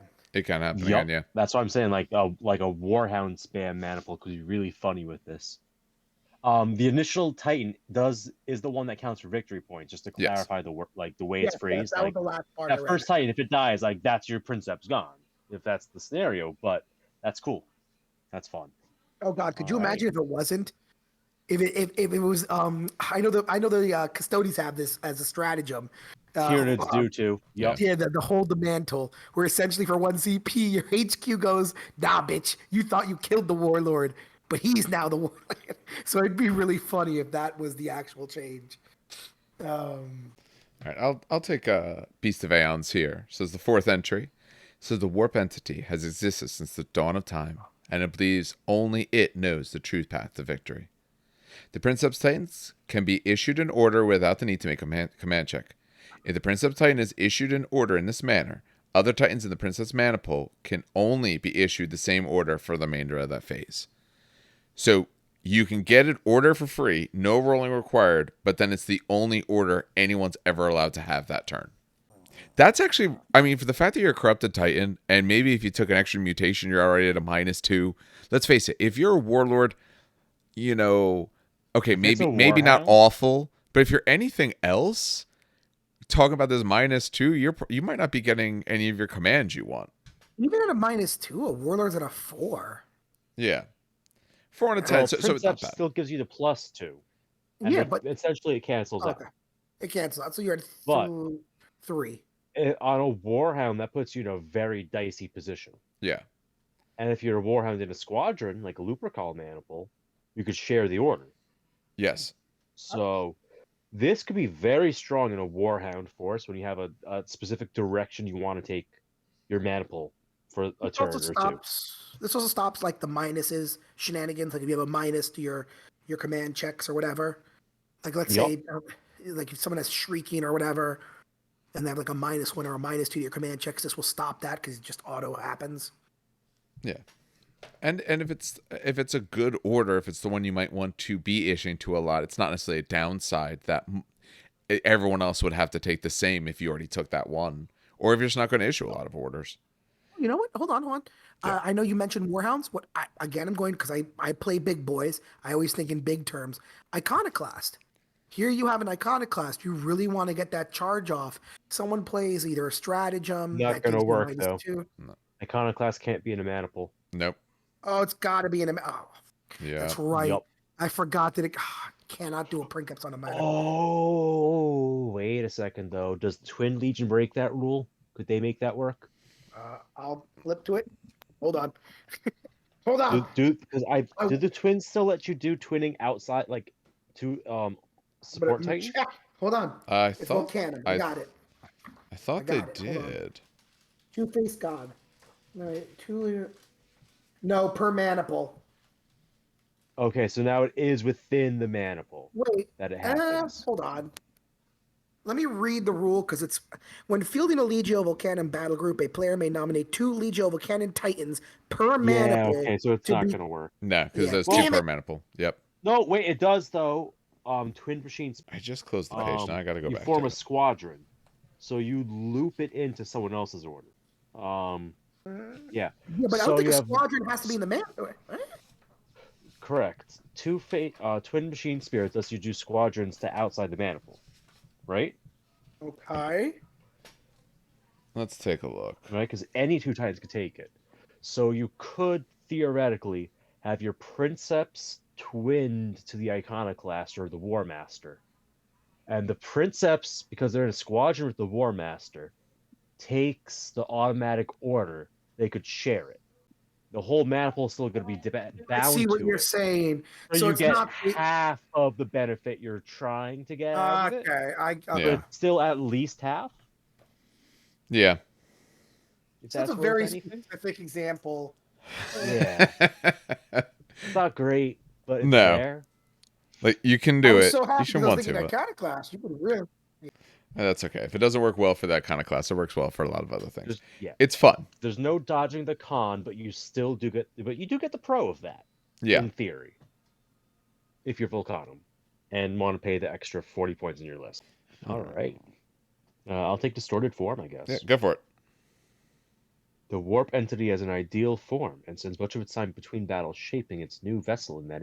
At the start of each round's movement phase, the Princeps Titan may distort its form. When it does so, the Titan may increase its base speed by 1 inch, or increase its base maneuver characteristic by 1. This effect lasts until so it's movement phase only, but that extra inch is actually very interesting because it changes Warhounds and Reavers a lot when it comes to charges, because it bumps the base speed of the Warhound up to the +3 dice, and the boosted speed of the Reaver. Wait, boosted speed of Reaver is already +3 dice Yeah. because it's 9 boosted. But still, this gets stacked with other traits for a total of +3, I think, with the one stratagem. I want to say. I believe so, yeah. And even just, I think there's a way to get +2, so this gets stacked to a +3, which is interesting. yeah. Or you put this on your Warlord, and now all of a sudden that bitch maneuverable. Yes. Yeah, you could do the movement if you just want to, if you need to get further up because you're positioning, or now you can just maneuver more. Now you can actually get a couple extra turns and not have to start pushing your reactor. That one's good too. So far, this table's a lot of it feels. The table feels good. It's at least on par across the board. Agreed. Yeah, the other one, they are rather different what the two tables do. This one has a little bit of a different focus, and that's good. It makes sense. But I don't see like the bad one. The other table has a few where I'm like, I don't really know. Like they're all pretty good, but some I'm not too sure about. This one kind of depends on what you want or what you're taking. Like so far, they all feel like you could absolutely use them. You could build into some of these. Like, it's cool. Yeah. We got one left. Yeah. Dan, want to send it home? Yeah. Or Dave? Oh, take it over. All right. I'll do it here. So shackled. The warp entity is bound by powerful rituals that give its summoner a measure of control over it. When the Princeps Titan is required to make an awakened entity table, you can roll 2 dice and pick which result replies. The same result can be rolled twice. So there's clarifying that if you roll like double 5s, okay, well, you have a 5. You don't get to reroll for that, but roll 2 dice, choose. That's actually really, really good on this table because it potentially helps mitigate some of the downside. Like, oh, I put my one Titan in the wrong spot. Oh no, I rolled, destructive, and my friendly Titan's the closest one. I'm now in bad shape. Well, hey, you rolled another die. Maybe you got the thing that you wanted. I like that. I like this. Yeah, I like the agree. table and all. It's If you have multiple Cryptid Titans, that's not a bad pick. stupid Or if you question. struggle with positioning. Yeah. Yeah. What is the math of rolling a 5 or a 6 now? What do you 5 mean? or 6 on either die? Yes. Okay, so any one of those dice has a 1 in 3 chance of rolling a 5 or 6, right? Yeah. From there, because you have 2 dice, we'll just simplify it to D3s, right? So, 1 out of 9 outcomes, they both roll a 5 or 6. 1, 3. Oh man, it's been so long since I've done this in my head. So here's the easiest way to do this 50-50. calculation. When you're wanting to calculate the chances of one like this, it is easier to calculate it doesn't occur. So let's say Yes. we'll start with the case because it'd then be 4 ninths of not happening, so 5 ninths it does. So 55%. Yeah. So in this case, you say, okay, I don't want to roll those die. Okay. So on a single die, there's a 2/3 chance I don't roll a 5 or a 6. When you want to calculate a probability, ask yourself, when you say it, and the easiest way I always teach my students is say it to yourself what you want. When you say the word and, you're going to multiply stuff. When you say the word or, you're going to add them. I don't want that 5 or 6 on the first and I also don't want it on the second die. I don't want it on either dice. So it's going to be a product. So it'll be 2/3 times 2/3. So 4 ninths that you don't roll it at all. We talked about how there's 1 ninth that you're stuck with it entirely. So that's the sort of way. So 4 out of 9 times you won't have a 5 or 6 at all. And then you can talk about what's the chance that one of them is and one of them is something different. That's sort of the easiest way. But if those are your concerns or those ones, doing this gives you some pretty good assurance that you'll be able to select something else each turn. Okay. It's a good table. Honestly, I like the table overall. I really do. I don't know if it's better than the other table, and maybe that's just because the other table will let me just take initiative when I want one time. But if you like removed that one, Swift Killer's good too, but that one you could play around a little bit more. But if it wasn't for that one, I think I would absolutely hands down like this table more. That might be the only reason I might still choose the other one. All right. This table as a whole, just they feel very balanced against each other and in general. I like it. Like, this is very, very well thought out. Yeah. I agree. It shows... I don't know at that point because I haven't looked at... Actually, a lot of times GW doesn't tell us who the writers are anymore. But I don't know if it's the same writers and all as the original or where they went with playsystem or any of that sort of stuff. No, the original writers were off the project before they were off by then? launched. Okay. Yep. It so far, at least through reading through it, what we've seen so far, it feels just better balanced. There's not the obvious choice or like two obvious choices when you're looking at the Awakened Entity table. There's not the obvious, what I want versus what I don't. I kind of want all of them if I set myself up well. All of them, other than like the first one, could be pretty good for me if I'm prepared. It feels good the way they put this together. Okay, no, I agree. All right, so we'll go through mutations. We can easily just round robin this as we go through. So we'll start with base mutations. When you designate as a corrupted titan, you have to purchase a base, and you can only ever have one base mutation. So there are 2, 4, 7 of them, it looks like. So first one is Preternatural Grace. A Titan can be upgraded with this base mutation for 20 points. Once per round, a Titan with this mutation can declare power to locomotors or power to stabilizers without pushing its reactor. I like that. I think that's a good, nice little 20-pointer. There's a lot of uses, especially if you're, say, taking a Warlord or something like that. And then they could be your Princeps as well. So now you get some of these other, you might be able to take a good corrupted trait and everything like that. But being able to do that, I mean, if you're taking a Warlord, you might want to be pushing a bunch or being able to turn more often. If it's on a Reaver instead, at least the way I run them, I run a little bit more melee, or at least one-arm melee. I'm essentially pushing until I get close enough. A Warhound it would be great on too, because they usually do want to get closer. A lot of their weapons do want to be close. Although I'm always a little bit leery about throwing extra points on them, but it's only 20 to start, so that's not too bad. I'm sure. I was gonna say I'm like on the opposite spectrum end of this as you, because I would say this is amazing on Warhounds and useless on Warlords. Okay. It doesn't actually boost what your thing is, and Sure. Warlords could take the heat more often than not. It's like, whatever, it's a Warlord. I have 4 repair dice. I have a long track. I don't care about some heat. Warhounds, if they roll that double, that's bad. So a free push once per round is very helpful, especially if you want to get up into position or run away from something or what have you. No, I can see that, yeah, because a Warhound in general, the general build out is close or medium to close, where the Warlord general build out is probably medium to long. So it's helpful there, probably more useful when you have such a short track and you can start overheating on the very first die roll you get. But I like that. All right, Dan, do you want to take the next one? We'll just cycle through in our normal talking order here. Let's see what we got here. Overwhelming Rage.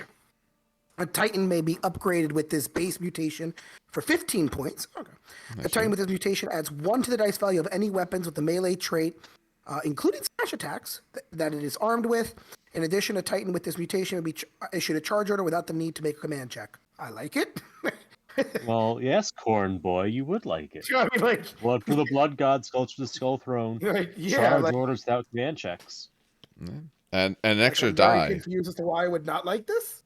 No, none of these are going to be bad. You're paying extra. I hope none of them are going to be bad because you're paying extra points for. But that one does feel very, very good. If you're running like a melee Reaver, which we love, that's great. That to me just works. So yeah. Yeah.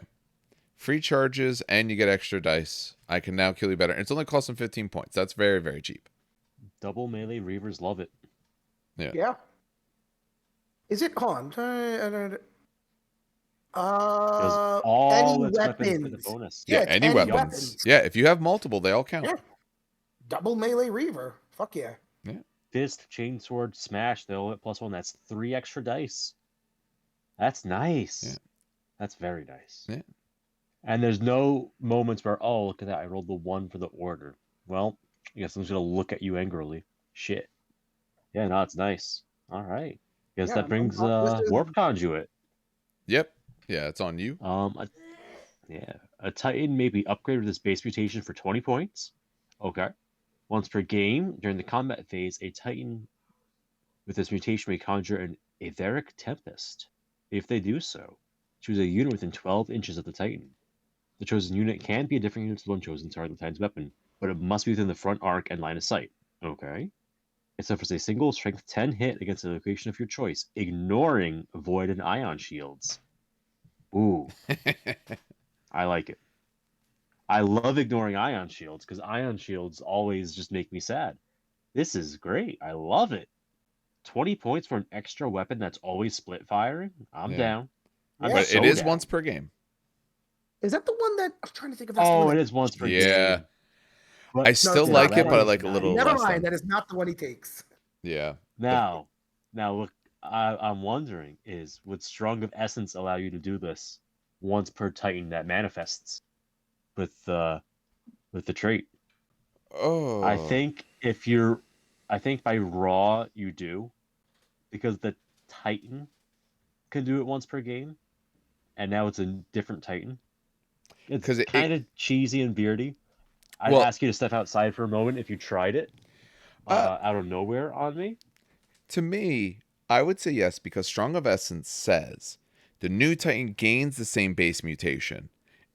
So it gains a copy of the mutation. You now have this mutation. This mutation let me do that.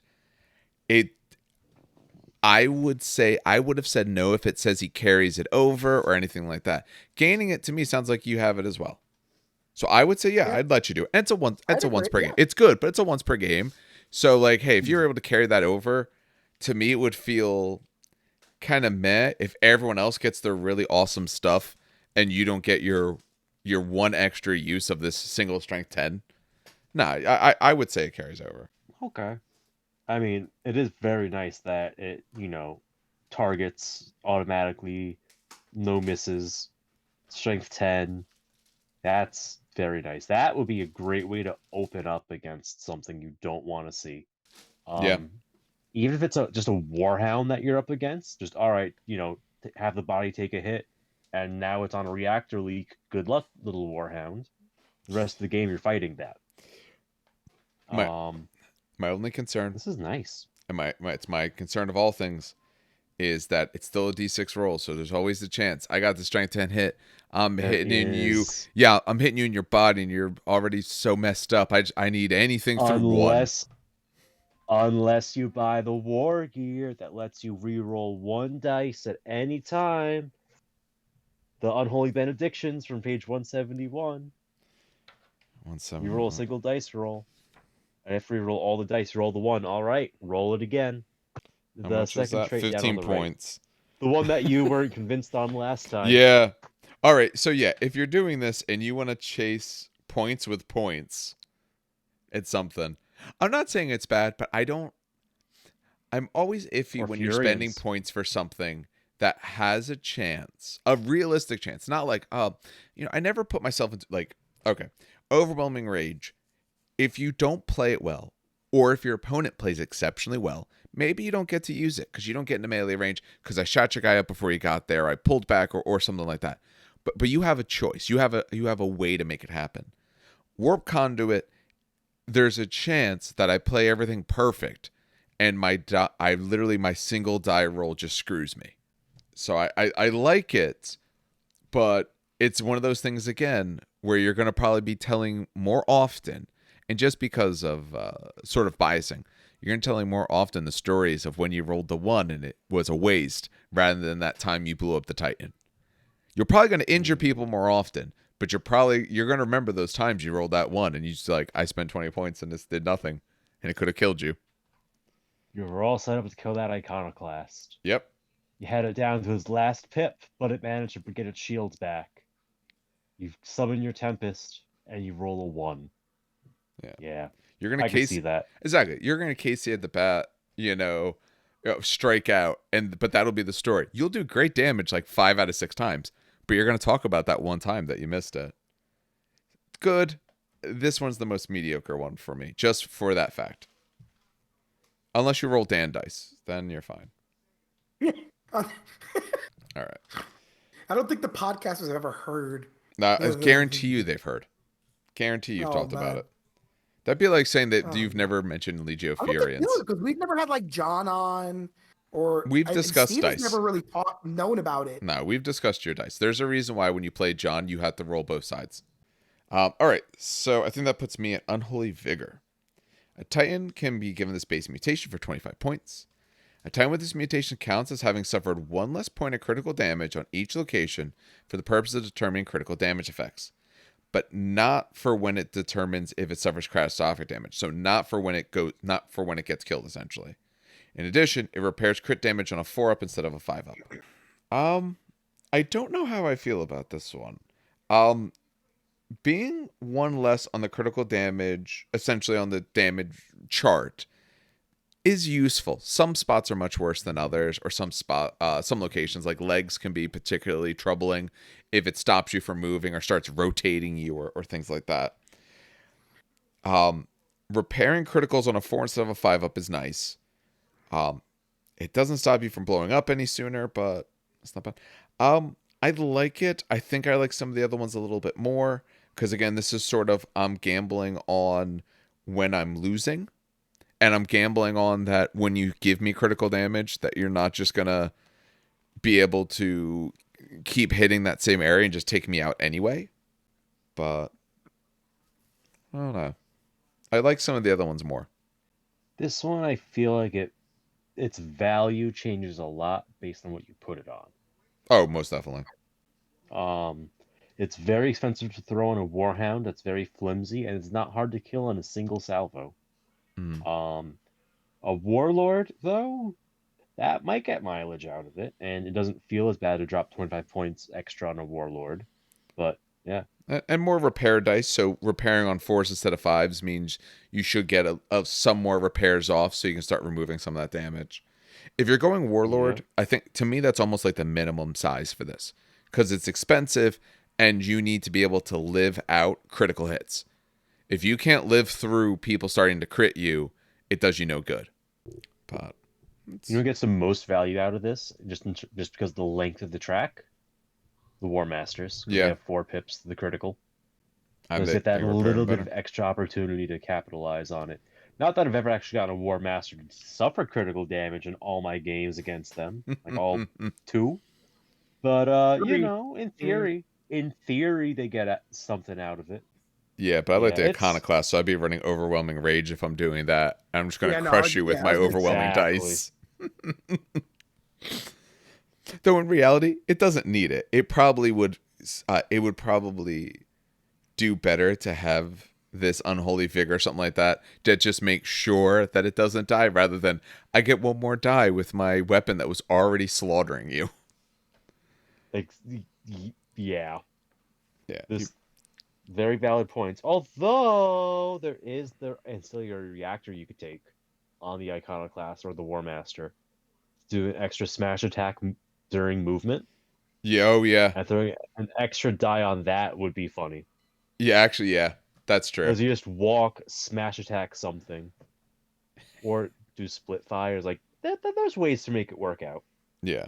It's not bad, but yeah, it's okay. There's other ones than Unholy Vigor. There's other ones that are more entertaining. All right, Dan. Tell us about that Corrupting Presence. Oh, man, I want a Frozen Soul. Okay, you can swap then. It's fine. No.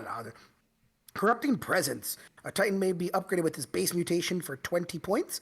Whenever a unit within 6 inches of 1 or more Titans with this mutation has to make a Void Shield save, it must make D3 additional saves. Corrupted Titans are not affected by this mutation. This is why there is a Traitor Warrior upgrade called Immaterial Ward. So, Dave, you're saying earlier, Yeah, you're paying points for the mutations. Like, they Yeah. better be all upsides, like you better Yeah. like them all because you're spending points on it. Well, this is where it's like, ooh, because you end up spending a lot more points if you want to protect the rest of your Titans from your own Titan, Yeah. just on the extra saves. Yeah. Looking at because it's corrupted ones are the only ones don't care. So if you have it around other corrupted or you have it by itself, that's fine. I I see this because it's what 3 inches? Is that the range? No, 6 inches. 6. It's a decent sized bubble. Yeah, On a bigger especially Titan, if it's you not have a like bad bubble. I see this as more like potentially hurting yourself more often than it helps you. also. Because That's the problem. What this could be good on is a hmm, support Titan to a Knight household. Because they don't have Void Shield saves to worry about. But then again, they generally ignore Void Shields because they tend to prefer close combat. So, even then, hmm, that's my thought. If you're getting within 6 inches, you're usually either melee now, or they could be meleeing you, obviously. But let's say you're getting some of the initiative here for it. You're either melee, which means I don't care that you have shields because I'm just trying to get close enough to melee you anyway. Maybe a warhound, but okay. Some of those guns, the short range is like closer to 8 or maybe a 10. So I don't know if I'm going to be in 6. It feels exceedingly close. So like it's but not if it was bad. bigger, it'd be both exponentially stronger and worse. Yeah.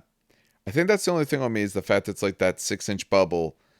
It could hurt me. And I think early in the game, you really have to make sure you're around other corrupted or by yourself because that's essentially 6 inches both directions.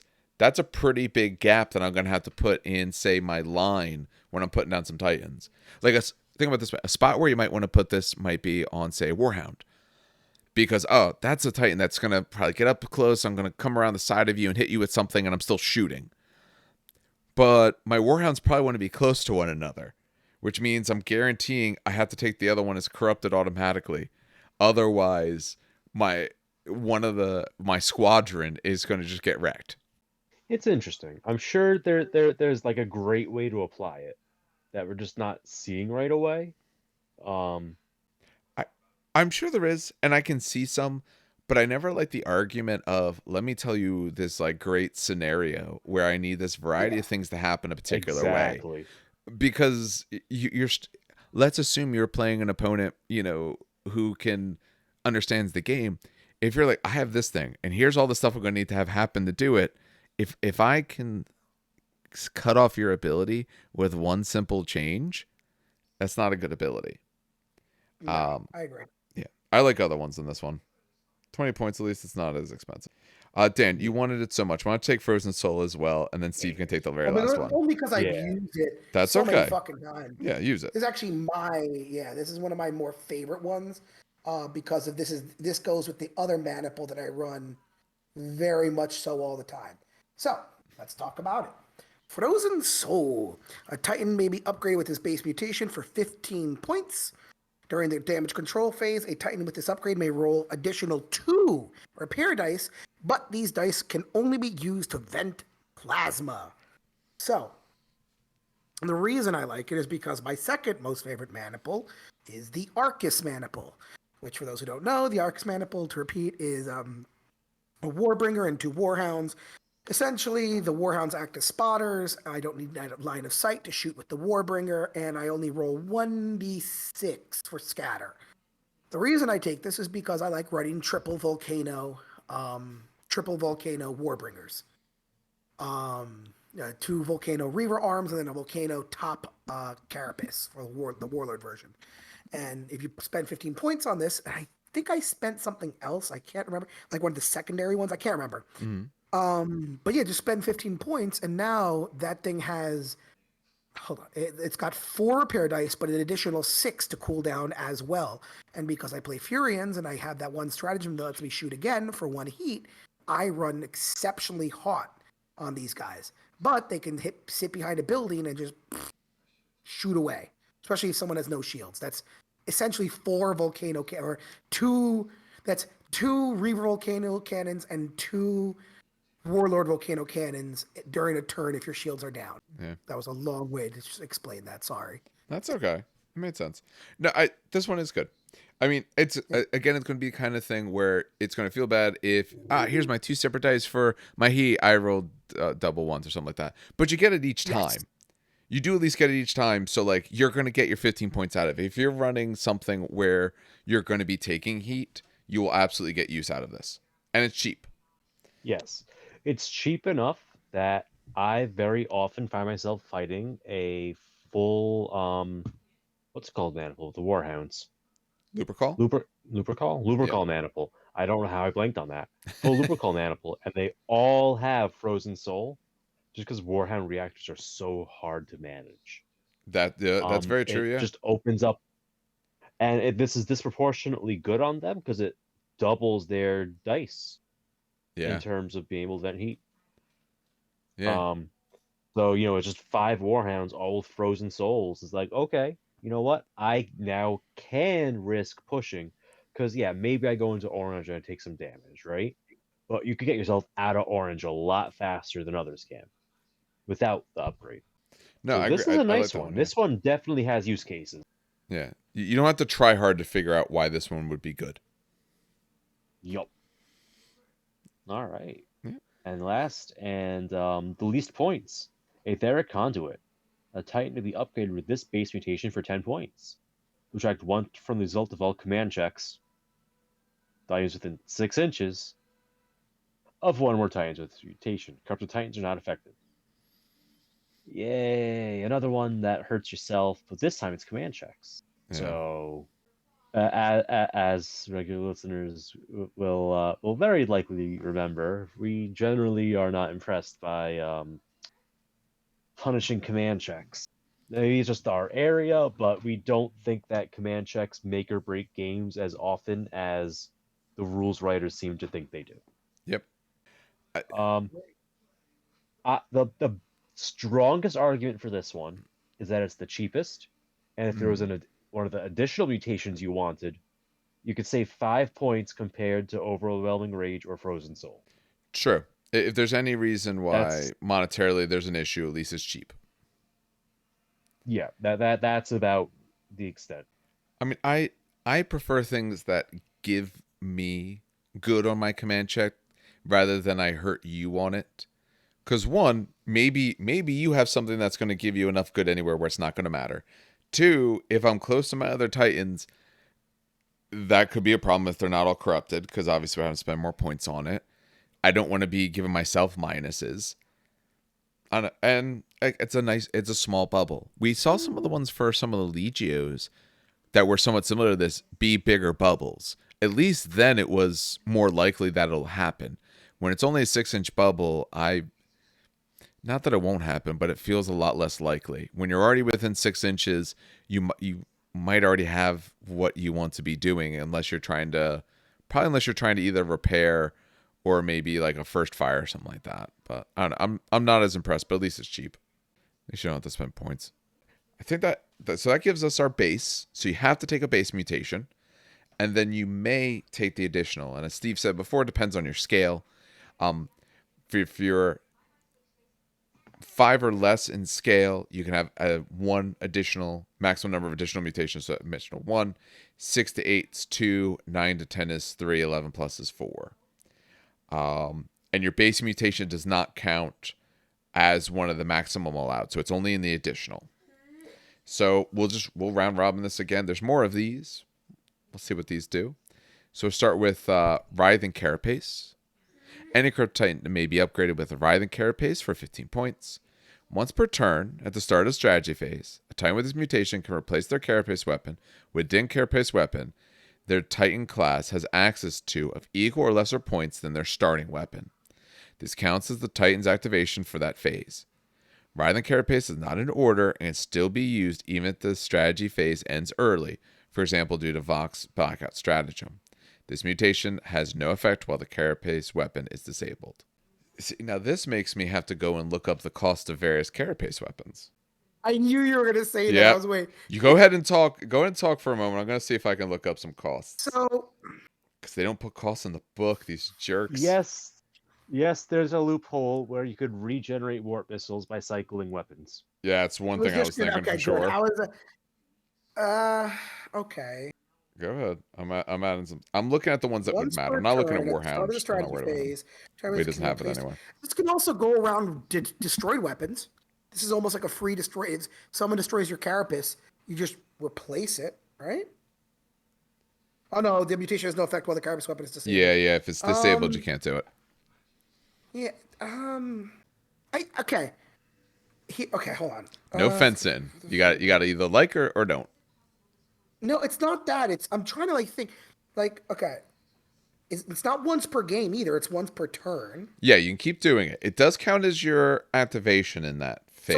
So here's the stupid question. I'm trying to find it somewhere in the paragraph, but it's not there. No, you can't stack it with Furians because the Furians give up your activation. This would spend an activation. That's what we're talking Moving about. past Furians. Let's say I start with the most expensive one, which is the laser blaster. Yes. Right, the twin laser blasters, and then I go down to missile launchers. Yeah. Can I go back to laser blasters? Yes. Or no?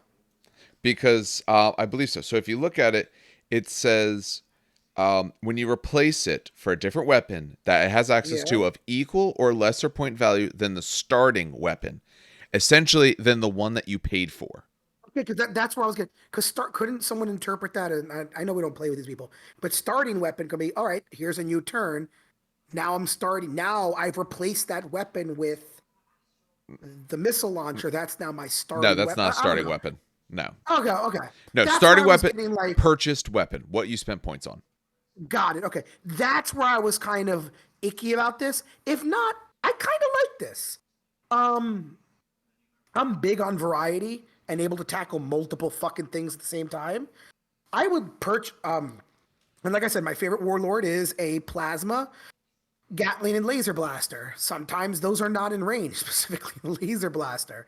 So trading that out for 2 turns for a missile launcher and just shooting missiles down range, and then going back to the laser blaster when I'm in range, that's actually pretty nifty. Or I like to take the warlord with the volcano, quake, and missile to just be my support titan, like fire support titan. And then if someone gets up close, trading the missiles for laser blasters. You know what I mean? Because now you're within 36 inches, which is pretty damn good range. But now he has laser blasters instead of missiles, so now he can actually do something. I like it. Yeah. I like it. It gives you variety. Would I take it all the time? No. But I do like it. Yeah. I'd say it's cool. All right.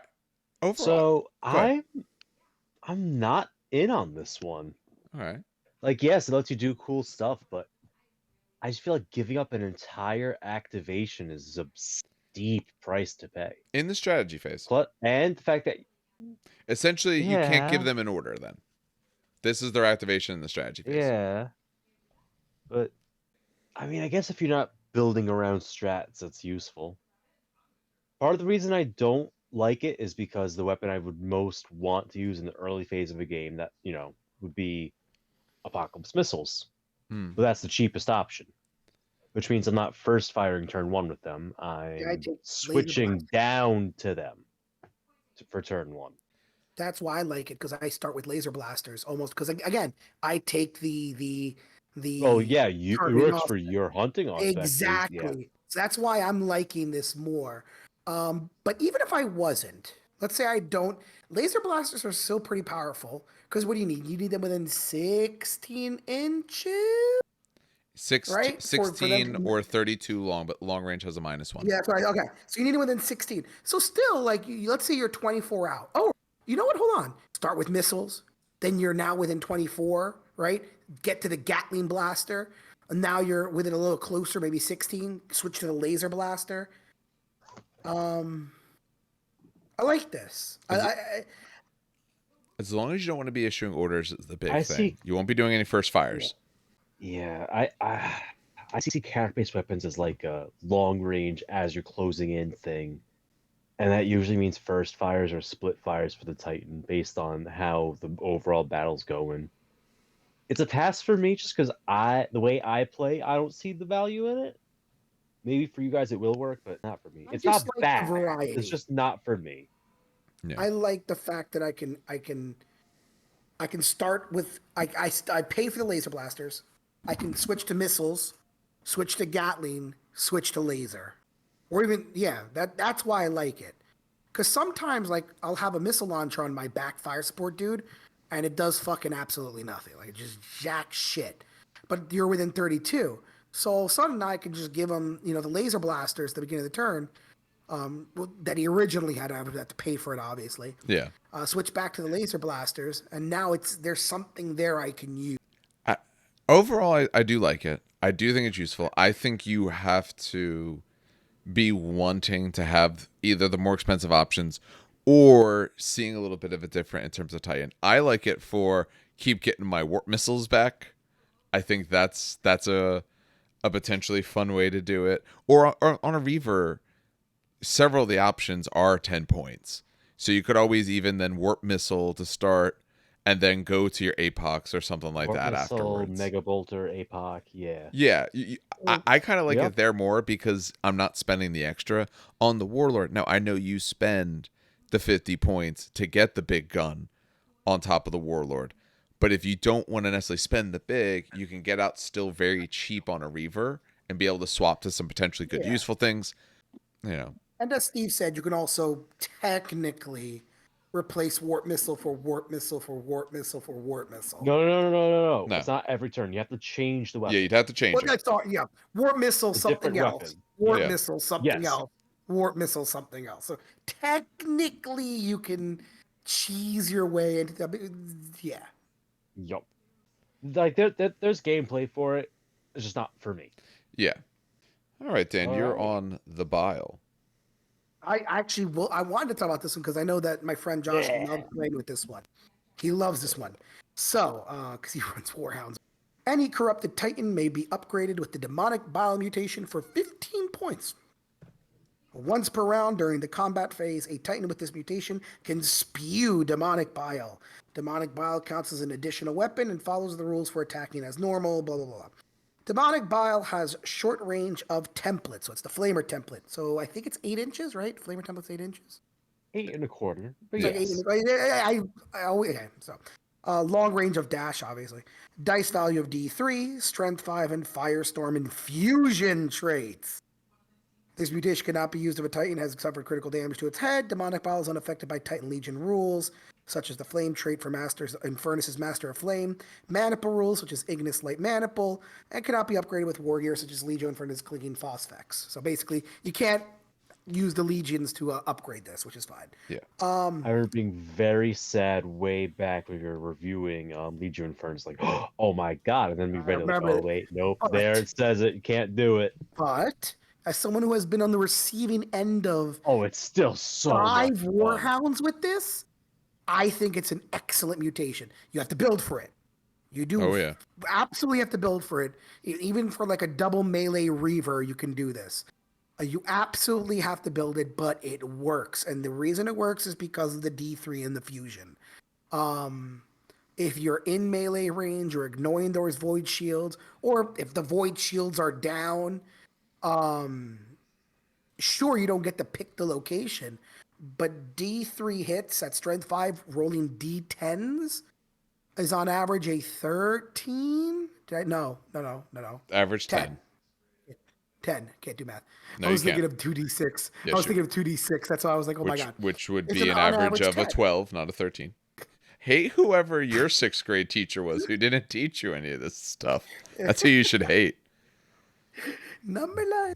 No, so it's strength 10, and you're usually on the flank, never really on the rear. So you can get this to strength 11. So it works for 15 points, especially if it's D3 hits. It's an additional weapon you can use. So it just works. I think it's really good. And I've seen people, and again, I've been on the receiving end of, 5 Warhounds with this fucking shit. Ignoring my void shield because they got within the 2 inches, and it's just, ugh. Sorry, experimental overcharge demonic bile. Why? Why are you like this? That's hilarious. It's both pretty good and a lot of fun. I mean, it's like anything. When you fire a flamestorm, maybe it does great, maybe it does nothing.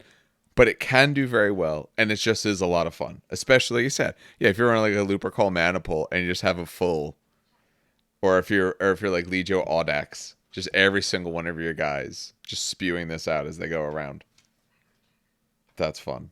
But And it's only 15 points. yeah, that's the other thing. I mean, it's you have to cheap. get another base mutation to go with it, but it's only an extra 15 points. So you're spending at least 25, and realistically spending 30 points for this. But yeah, it's really, it absolutely has a place. This one I would take. Oh, most definitely, yeah. Yeah. All right. Next up, Demonic Ichor. Mm-hmm. Any corrupted Titan may be upgraded with the Demonic Ichor mutation for 10 points, another cheap one. When a Titan with this mutation suffers catastrophic damage, add 2 to its scale when resulting magazine detonations or catastrophic meltdowns. I would have made this one free. I would have made this a free upgrade. Yep. Because you already need to pay for a base one. And, I mean, if you do an override and spend stratagem points on a command override to add +3 to your roll, and you're in red for another +3 to make it +6, I mean, I guess you could guarantee this 10-point upgrade works. Yeah. You need to get a very particular thing, and you need it to be advantageous. What happens if you're in the wrong spot and you hurt yourself? Yeah. If it was free, I'd be like, this is funny, I'm going to try it. Yeah. But I'm not going to spend 10 points on it. No, I agree. I think, so I look at the so and no, Sneeze is gone. It's an 8 and up on the table. You have to roll because magazine detonation and catastrophic meltdown are the 8, 9, and then 10 plus. So,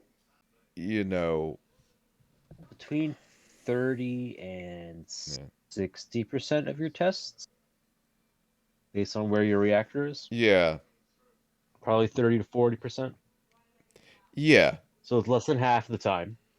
Yeah. Overall, yeah, the best case scenario, is 60% of the time. The lower case is 40%. Might be, even if it's say 50%. Okay, half the time this is useful. But you also need to be amongst the enemy or in a good spot where you want this to happen. Because if you're anywhere near your own Titans, you're actually making it worse for yourself. Exactly. I'd have made this free. Be like, okay, someone will take it for free. For 10 points, because you're also taking a leadership debuff. Command debuff. Yep. If this is, your first additional mutation. Yeah. That's true. Yeah, it already has a downside. So yeah, make it free.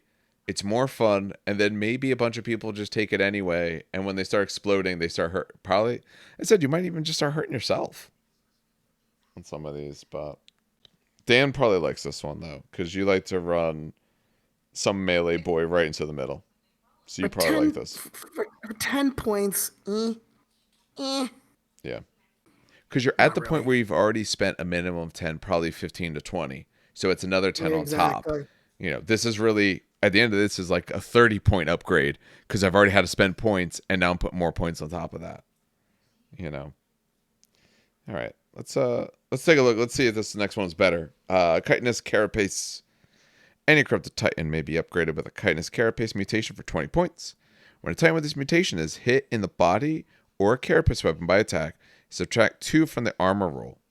A Titan like this cannot declare power to locomotors. Ooh. I liked it until the end. So you're slow. Yeah. But you're much more resilient. Essentially +2 armor. Yeah. Yeah, I like it. I like it on the Warlord, potentially. Because body's the soft spot. Yeah. Remember, you can always warp jump them too. If you ever like. Yeah, but you can warp jump one thing once. It's the Audax one. Yeah. Who's the Nurgle one? Mortis? No. Well, yes, it was them. No, it was like Mordaxis. the weird. Mordaxis? Was it Mordaxis, the one where we were like, wow, that's super Nurgle? And they had they had special rules with this one. Hold on. Yeah. Well, you look those up. Yeah, they're not slowed. So Mordaxis is not slowed down by quakes, and they don't get spun around by concussives, and they can't declare locomotors and stabilizers. So I mean, they just get extra armor if they take it. They're already slow. There was one that specifically dealt with this mutation. when we were talking. I It's already going know. to, because we talked about way too many of them. I don't remember which I one. know, and that's gonna. Hold on. Uh, All right, think to yourself. Think quietly to yourself while you do it. All right. While you're looking that up, while you're looking for that, Yes, this stacks with Legio Audax. So Audax for 15 points can upgrade a Titan of skill 6 or less to have -1 to the result of all armor rolls made against them. So against the body, that's -3. That puts the Warhound up to what tier of body armor? um, Body and weapon armor? they start at 9 body armor, so that puts them at 9 weapons, 10 body. yeah, 10 So body. that'd be 10's the lowest for the 13 body. body. That's Warlord. That's better than Warlord grade. Am I right? Yeah, it is. Warlord Yes. 12? Uh, It puts the Warhound body on freaking War Master tier durability. Holy shit. That's hilarious. So for 35 points, your Warhound could actually just be a very small, very volatile War Master. but it can't go fast. That's the part that's getting me. But it's 8-inch base movement. Yeah, that's true. So, oh no, I'm only moving 8. You probably weren't going to push your reactor anyway to go 12 because you risk overheating and burning yourself to death. This is almost interesting on a Warhound. The problem is that it doesn't affect head or legs, which still means that half the results are going to be bad for you. Yeah. But it helps so much against the other half. They're looking at now, because that's 20 points. You're looking at least 30 points minimum to be able to have this and like another ability on yourself. So, yes. So 45 for the -3 stack Well, we're on getting Audax. okay. It stopped. We're getting like feedback there for a second, but it sounds better now. Did you go away? Yeah, Okay, it seemed that to was go away. weird. Dan, did you find it yet, or are you still reading? I think it's Legio Mordaxis. It was the one that's like super slow, can't be Mordaxis. can't be They can't slowed go down. fast, but they don't get slowed down either. Yeah. Yeah, that was so. I feel like So I was gonna say it's a different. Oh, Dan, you're thinking of another trait that's coming up that has a Mordaxis specific clause. Is it okay? Yeah. Oh, it's the fucking pestilence cloud. That's why I'm getting confused. Yeah. Okay. Yep. Okay, we're good. That's why I was getting so confused. However, you did make me think of the Audax extra armor thing. Yeah. Okay. -3 on the body is hilarious. But even so, since we are talking about on Mordaxis, they go slow anyway. So I mean, straight up upgrades. Yeah, it's just that's straight up an upgrade. Yeah. I cannot charge to locomotive. Would you like anyway. a direct hit 14 required on Warlords? Oh my god, I just realized this carapace on a Warhound makes them more durable against the reactor table because there'll be armor 12 instead of armor 10. Yep. So that takes out 1s and 2s? And 3s. No, 3s would tie. It would still happen on a 3. Still do direct. Oh, because it does direct. Takes out 1s and 2s, and it means that you can't crit against them on the reactor table anymore. Yep. Because the crit would be a 16, and you can only hit a 15 until you have stacked up existing damage. This actually could be really good on Warhounds, especially if it's Audax. Yeah. I would love to do this with my Fury and just a Warlord, like a Bruiser Warlord. It's just we have to try this one. Yes. Yeah.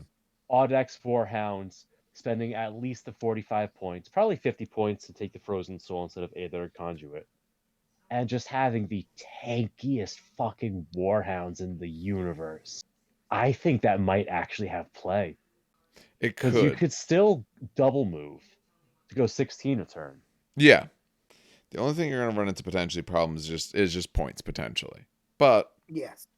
But your Warhound is now Reaver durability. That's okay. At least in one particular spot, at least. Next one. Empyrean Shroud, that's yours. Yeah. A corrupted Titan with the corrupting... Jesus Christ. A corrupted Titan with the corrupted presence or warp conduit base mutation may be upgraded with the Imperium Shroud mutation for 20 points.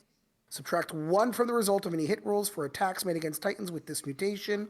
If a unit attacking a Titan with this mutation is within a number of inches equal to the scale of the target Titan, the Imperium Shroud has no effect. All right, so if he's within the ring, has no effect. And what's the... So I got to remind myself, what is Corrupting Presence or War? Corrupting Those are the Presence base is... mutations. Ooh, okay. Oh, Yeah. wait, why would you ever... No, wait. Why would you ever take this with Corrupting Presence, then? I'm so... I guess to get into combat?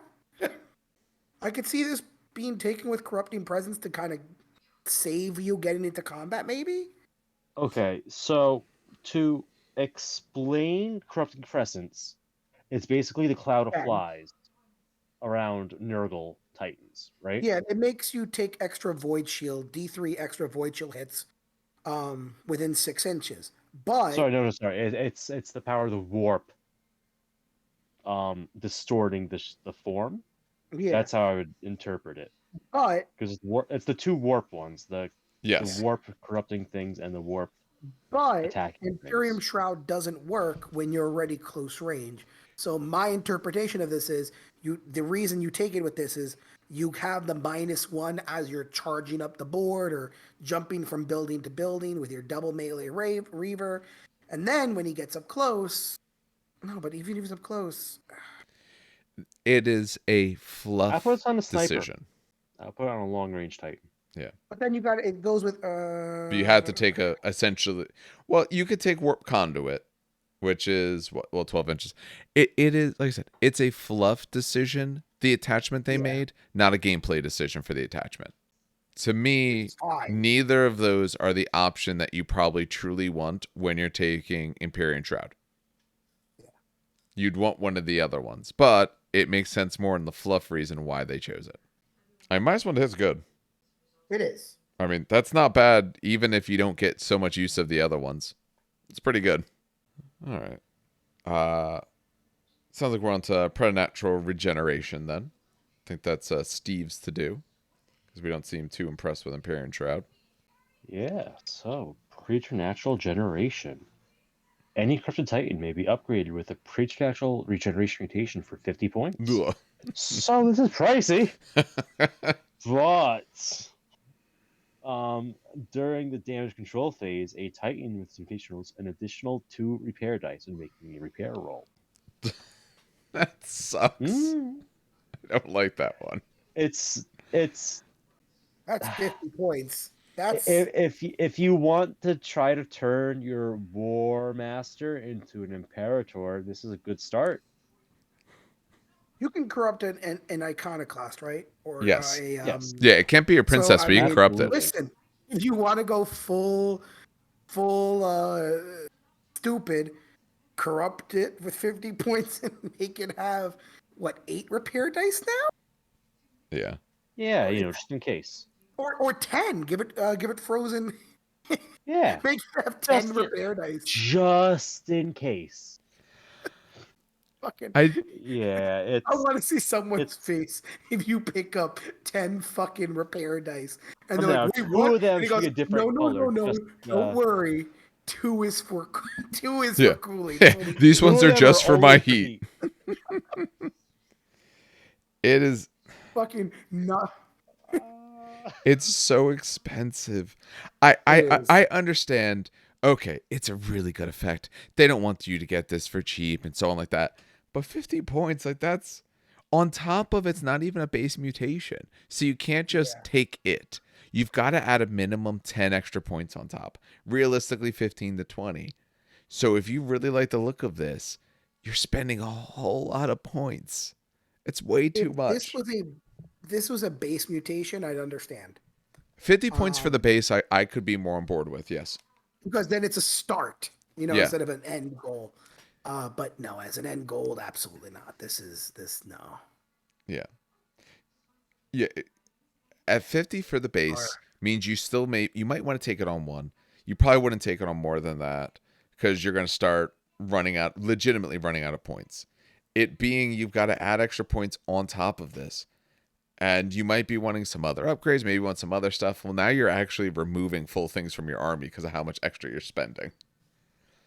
And let's face it, if you're spending 50 points on this thing, oh man, I got to make sure this guy's loaded to bear then with good stuff, because I don't want to spend 50 extra points to make someone who isn't going to do a lot of work for me. So now I'm putting expensive weapons on and all of that.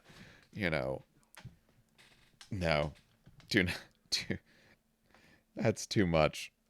All right. I think it's on to me. So, organic protrusions. Ooh, backing. Oh, go ahead. If you have a second. No, go for it. So, I'm still thinking about this chitinous carapace thing. Okay. Right? You put it on an Audax, direwolf with corrupting presence. Because one, deploying it away from your army.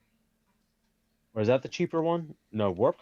Yeah, well, that's the same price for either of them. No, sorry, what am I doing? No, on their conduit because it's the cheapest one.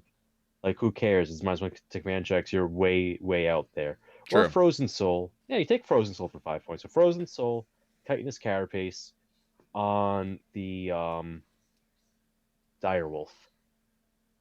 Because the Direwolf is already a little extra armored, right? Yeah. Compared to a Warhound? Yes, it is.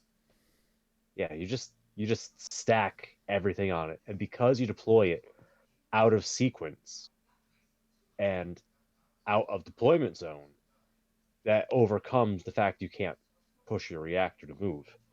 Yeah, and then you could swap really out like to this. Your other thing. Yeah, I could see that. Because there might be a time when you don't want that neutron laser anymore. Yep. I mean, if you want to just get silly and throw all your points at one Titan, you could also get an Imperium Shroud for -1 to hit it back. Anyway, that was just the thought I had. Organic protrusions you were on? Yeah. Organic protrusions. So, any corrupted Titan may be upgraded with organic protrusions for 15 points.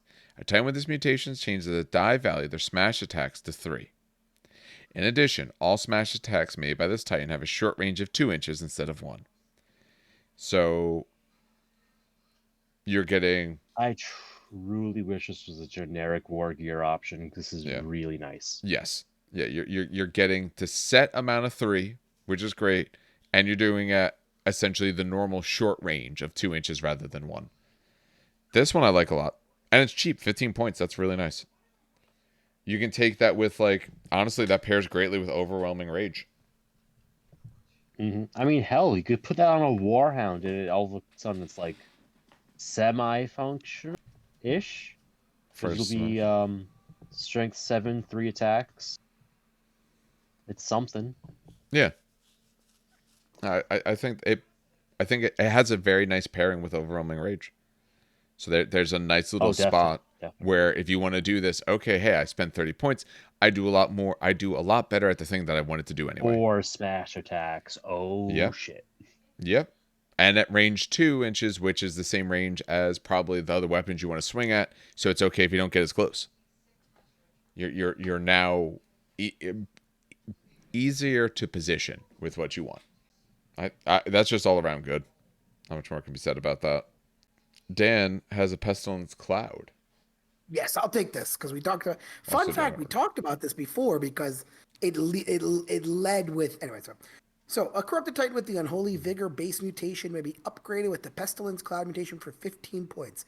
Subtract 1 from the result of all repair rolls made for any units within 7 inches of 1 or more Titans with this mutation. Units with the Unholy Vigor base mutation and Legio Mordaxis Titans aren't affected. If a Legio Mordaxis Titan takes this mutation, the above effects do not apply. Instead, the range of its technotoxins effects increased to 6 inches instead of 4 inches. A Legio Mordaxis Titan does not need the Unholy Vigor base mutation to take Pestilence Cloud, though. It does need a Legio Mordaxis Titan does not need the Unholy Vigor base mutation to take Pestilence Cloud, though it does still need a base mutation. So we have to go back to Mordaxis. Yeah, so Technotoxin. So first of all, before the Mordaxis. Oh, go ahead. Actually, yeah, before the Mordaxis, I already like it. Because, I mean, first of all, Unholy Vigor is not bad.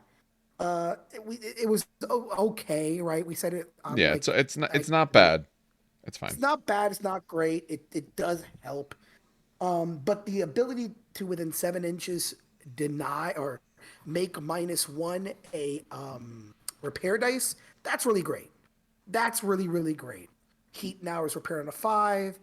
Um, wait, can you even repair void shields then? No, because you need a 6. Yeah, and you can't even repair some weapons. Some weapons repair on a 6. Yeah. So yeah, no, you shut that Titan down pretty hardcore. So I like it. Again, that would be on a melee, but Mordaxis, remember, doesn't. Or well, that's just the base one. You don't have to put that on Mordaxis. Before I move to the Mordaxis shit, Yeah. do you have any comments on the first half? The only thing I would say is, to me, if you really want Unholy Vigor and you don't see an additional, I mean, you might be able to take more than one additional mutation, but if you really want Unholy Vigor, this one just goes very well with it. This kind of feels like its complement. Unholy Vigor to me felt maybe a little bit expensive for what it was. This feels reasonably cheap for what it does, where you have to take that. So it's a nice 40-point joining. So I'm a little bit better, and I'm making you a bit worse when I get close. So, and I repair my critical damage easier. Now you're only repairing your critical damage on a 6. So if I can start putting some damage into you, you're not getting any better, and I'm harder to hurt. I like the pairing. Yeah, Steve. Before I move on to Mordaxis, It is very effective. I do also have Mordax pulled up, so we can talk more about it then. all right. So The problem is techno. just Oh, sorry, go ahead. the units that could get in the thick of it fast, that most would benefit like the overall force, right? Are the units that don't want to spend 40 points on upgrades, aka Warhounds. A Reaver this would be gnarly, but Jeez, I don't see this as. I mean, it's that's true. obviously not great for. It's good. It's not great Now, for the the Warhounds. risk of this too is that you have to keep it separate from everything else unless you're going all in on the Nurgle thing, or your Legio Mordaxis. Or yeah, I was gonna, or your Legio Mordaxis. This feels custom built for them, so we should probably get to them. True, yeah, because it No, does hurt they other actually things. do So change it. They do change it. That's why I was gonna wait a little bit. yeah, Yes. no, So let's go to it now. Mordaxis Yeah, does not get that above effect. Instead, Yes, they they increase the will range actually of their hold own on. ability. So it's weird. They do and they don't. So let me explain. So ignore the top part. It buffs their technotoxins to 6 inches, right? Technotoxins, if we want to go back to, I think this was like second or third episode. Technotoxins subtract 1 from the result of all repair rolls made for units within 4 inches. So now it's 6 inches of Legio Mordax. So you lose an inch from the top paragraph, right?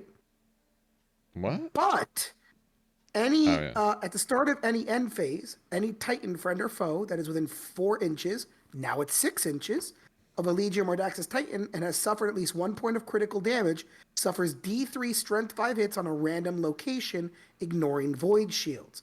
A model can only be affected by this rule once per round, and Legio Mordaxis is not affected by this, so they're not affected. So you lose an inch on the subtracting 1 from the repair rolls, right? yes, But Compared to other Legios, yeah. compared to other Legios, but your D3 Strength 5 hits, if someone took a critical, is now 6 inches, so it's longer range, right? And they don't need to take this with the Unholy Vigor mutation. They can take this with any other base mutation. So they could take this with a cheaper 0.1 if you want, or maybe, since you're going to be up close anyway, Overwhelming Rage. So, Yeah. That's a nice 30 or points. yeah, actually, yeah, Corrupting Presence. You're going to be up close anyway. Stick him up there with a what is it, 20 points plus, this is what, 15 points? 15, It's yeah. 35 Five. points. He's up there Watch anyway. them never have shields again. Yeah, Yeah. You hit him with a missile launcher across the battlefield with a Warlord, 10 hits plus an additional D3 save. So 10 plus D3 missile hits. Yeah, I like it. Because it pairs well with a Legio, and even if you don't take that Legio, it's just an overall good upgrade. yeah. You just have to make sure. This is another one where you have to make sure you're not close not to near your other own. people. Yeah. All right, that puts Steve to the Immaterial Shield. Yep. All right. Immaterial Shield. A corrupted Titan with the Preternatural Grace base mutation. May be upgraded with the Immaterial Shield mutation for 25 points. Subtract 1 for all hit rolls for attacks made against Titans with mutation, while the Titan has active Void Shields. In addition, a Titan with this mutation gains a 5-up shield save against attacks that normally bypass Void Shields, so long as Titan has active Void Shields when it attacked. If unit targeting Titan with mutations within 2 inches, it has no effect. Like the upgrade is no effect. This Yeah. has interesting uses. How does this play into the Dominus Maniple? Oh, I wasn't even thinking Dominus. I was thinking Corsair. But sure, Dominus. In my mind, Dominus Maniple for -1 to be hit, and then just shunts the shield stripping hits to Knights. Well, technically now it's -2 to be hit. -2, because the Knights also give a -1. That's right. I mean, hell, if you want to go all in on doing weird stuff and breaking lore, make it Legio Stellaria with the Camelio line for -3. Wait, but that's Loyalist. There's no rule that there's 6 no is rule. always hit. Yeah. You're allowed to play a Loyalist Legio. You're allowed to play a Legio from the Loyalist book as Traitor. They let you do either. Oh, okay. Yeah, there's no rule that says you can't. Ugh, They in -3. particular want you to be able to kind of play what you want. Wasn't there another -1 to be hit somewhere here? Hold on. Yes, the Empyrean Shroud. That's a -1. Yeah, but that's a different base mutation you need. Oh, okay. Yeah. I like it. I didn't even think Dominus. I thought Corsair. I like it. I think it's expensive. It's really nice on a Warlord, I think, because it turns a Titan that's a big target into something that's hard to hit. So, like, it's harder to get cover for a Warlord because it's so big. This makes up for that. And you got a long shield track. You know? You don't want this on something where you can't keep your shields up. Yeah. All right, so we'll move on to... I think it's an interesting one. No, agreed. Definitely an interesting one. I would use that. There are definitely cases I would use this. I think in a Dominus Maniple, that has a Warlord in it, right? I'm flipping to the map. Dominus, yeah, Warlord, 2 Reavers, yes, it does have a and Warlord some in Knights. So you put this on a Warlord in a Dominus Maniple, and -1 for the Bafflers, -1 for the shield. Yeah, I could see it. I could totally see it. So on to Aura of Fury. A corrupted Titan with an overwhelming rage base mutation may upgrade Aura of Fury for 15 points. During the strategy phase, if any unit within 12 inches of one or more Titans with this mutation is issued an order other than a charge order, it must make a command check. This is done before the effects of the order are resolved. If the check is failed and the unit is a Titan, increase the reactor level by 1 or by 2 if it was failed by 3 or more. If the check is failed and it's a Night Banner, it immediately becomes shaken. Units with overwhelming rage mutation are not affected by this mutation. Okay, so overwhelming rage is the one where I get +1 on my die values and I charge without an order. And this says if anyone within 12 inches is issued an order that's not a charge, they have to take a command test. Now, if they fail it, it's issued order, it must make a command check. Okay, but then it's if that check is failed, they essentially start heating up or maybe are shaken. But it doesn't mean the order fails because it's a separate command check. Not big on this one because it doesn't. Okay, this, if you are one of those Legios where I'm giving out -1 to command checks and all, I could see this. Because then, okay, I'm starting to give out some minuses, so maybe you're a little less likely to pass your command check, and you're a little bit more likely to get warmer, get hotter, or if you're Knights, to essentially become shaken, which is going to really hurt you. But if you're not manipulating someone's command checks, I'm not as big on this. Just because all this is doing is maybe giving a heat, you still have to fail. If they have something that's pretty good at passing command checks, it's not really doing you much. No, I like other options with overwhelming rage. It's nice if you have an opponent that is regularly spamming Warhounds. Yes. And you want to punish them for it. You take this. Or Although night banners are fairly reliable on orders. Yeah, if you're So you not do need to have the manipulating their penalties numbers, it's not going stacking to happen. already. Yep. Yeah. Yeah, you need to be. And you can't take this with the Aetheric Conduit, so you have to be manipulating in other ways. Yep. Yeah, that's the big Mm. thing with this. It's not bad, but it's not going to do much for you usually. Like I said, if you're against someone who's running like Audax or something like that, sure, they're gonna have it's gonna potentially be harsh on them. But on anyone else, maybe I'm giving you a little bit of heat, maybe. But no, I'm not sold on that one. I think there's other additional mutations that are better with overwhelming rage. It stacks with Marks of Conquest War Gear for 10 points, which is -1 in a 10-inch bubble. But yeah, that's another 10-point tax. Yeah, if you're willing, I mean, if you have a spare, if you want this and you happen to have that spare 10, because that's cheaper than the other additional mutations, yeah, okay, you can do that. But no, I'd rather take. I don't know. I mean, there's a couple others that I remember we were looking at that just Yeah. feel better. Like organic protrusions. I'd rather take that. Yep. And it's the same amount of points. Agreed. I guarantee I'm better rather than maybe I did something to you. Any dissension from Dan? No, yeah, it's meh. Yeah. I would to me it's just not good. I'm gonna try not to be like middle of the road with it. Yeah, I would just say avoid that one. All right. Dan, you're on to the next one. Gelid Aura. Gelid Aura, a corrupted titan with the Frozen Soul base mutation, may be upgraded with the Gelid Aura mutation for 15 points more. A titan with this mutation and all titans within 6 inches of one or more titans with the mutation can vent plasma on a 3+ instead of a 4+. However, a titan within 6 inches of one or more titans with this mutation repair critical damage to its legs on a 6+. A titan with the Frozen Soul base mutation is not affected by this condition and repairs critical damage to its legs.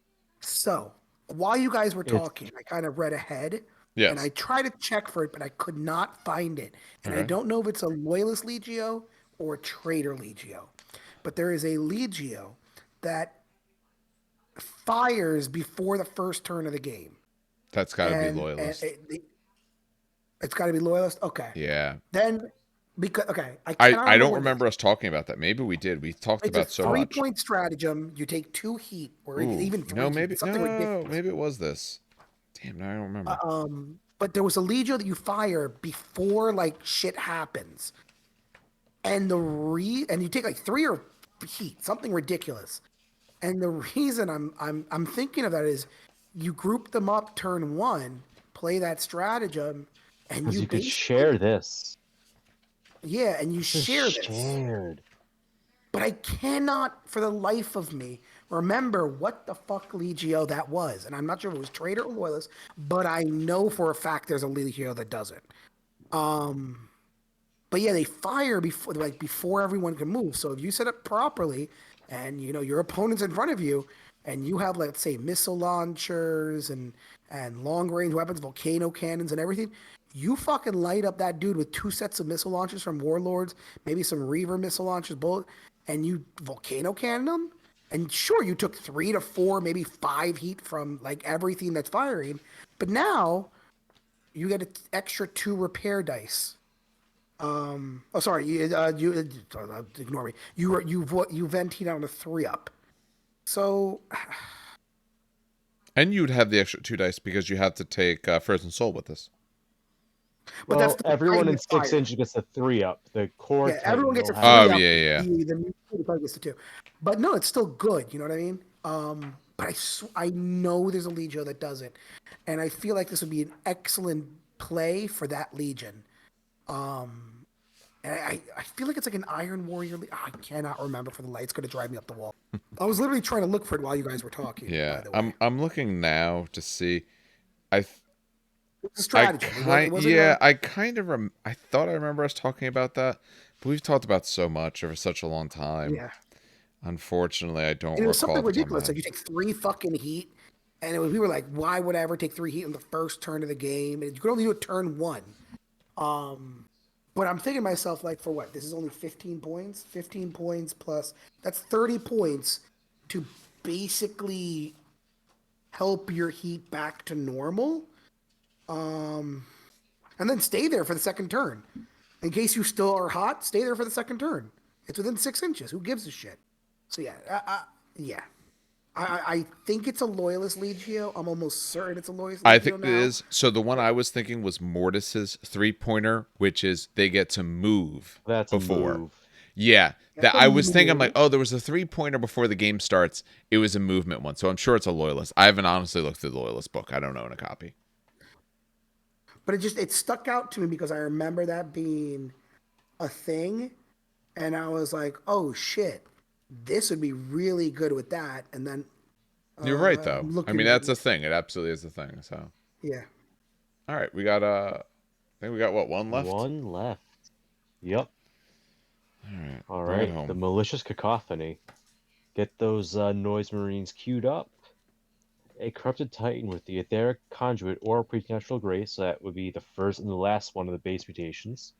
Can be upgraded with this one for another 20 points. Subtract 1 from any command check made by a unit within 12 inches of this mutation. If it's part of issuing orders, it's -2 instead. And it is cumulative with penalties suffered as part of the etheric conduit base mutation for -3 within 6 inches. Okay.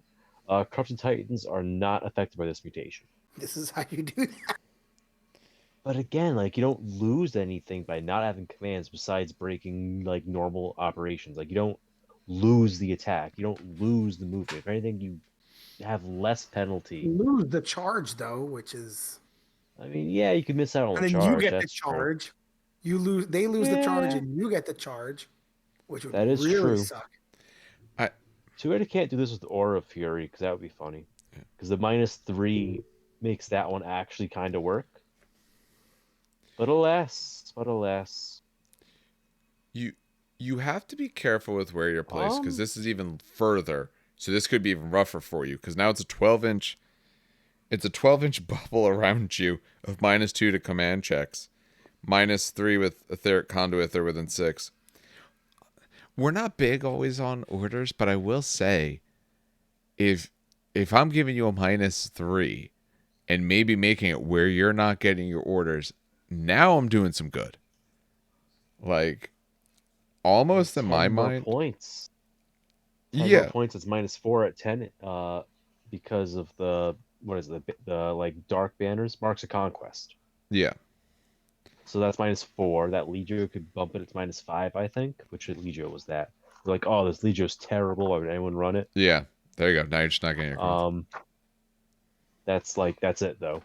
That's so one track.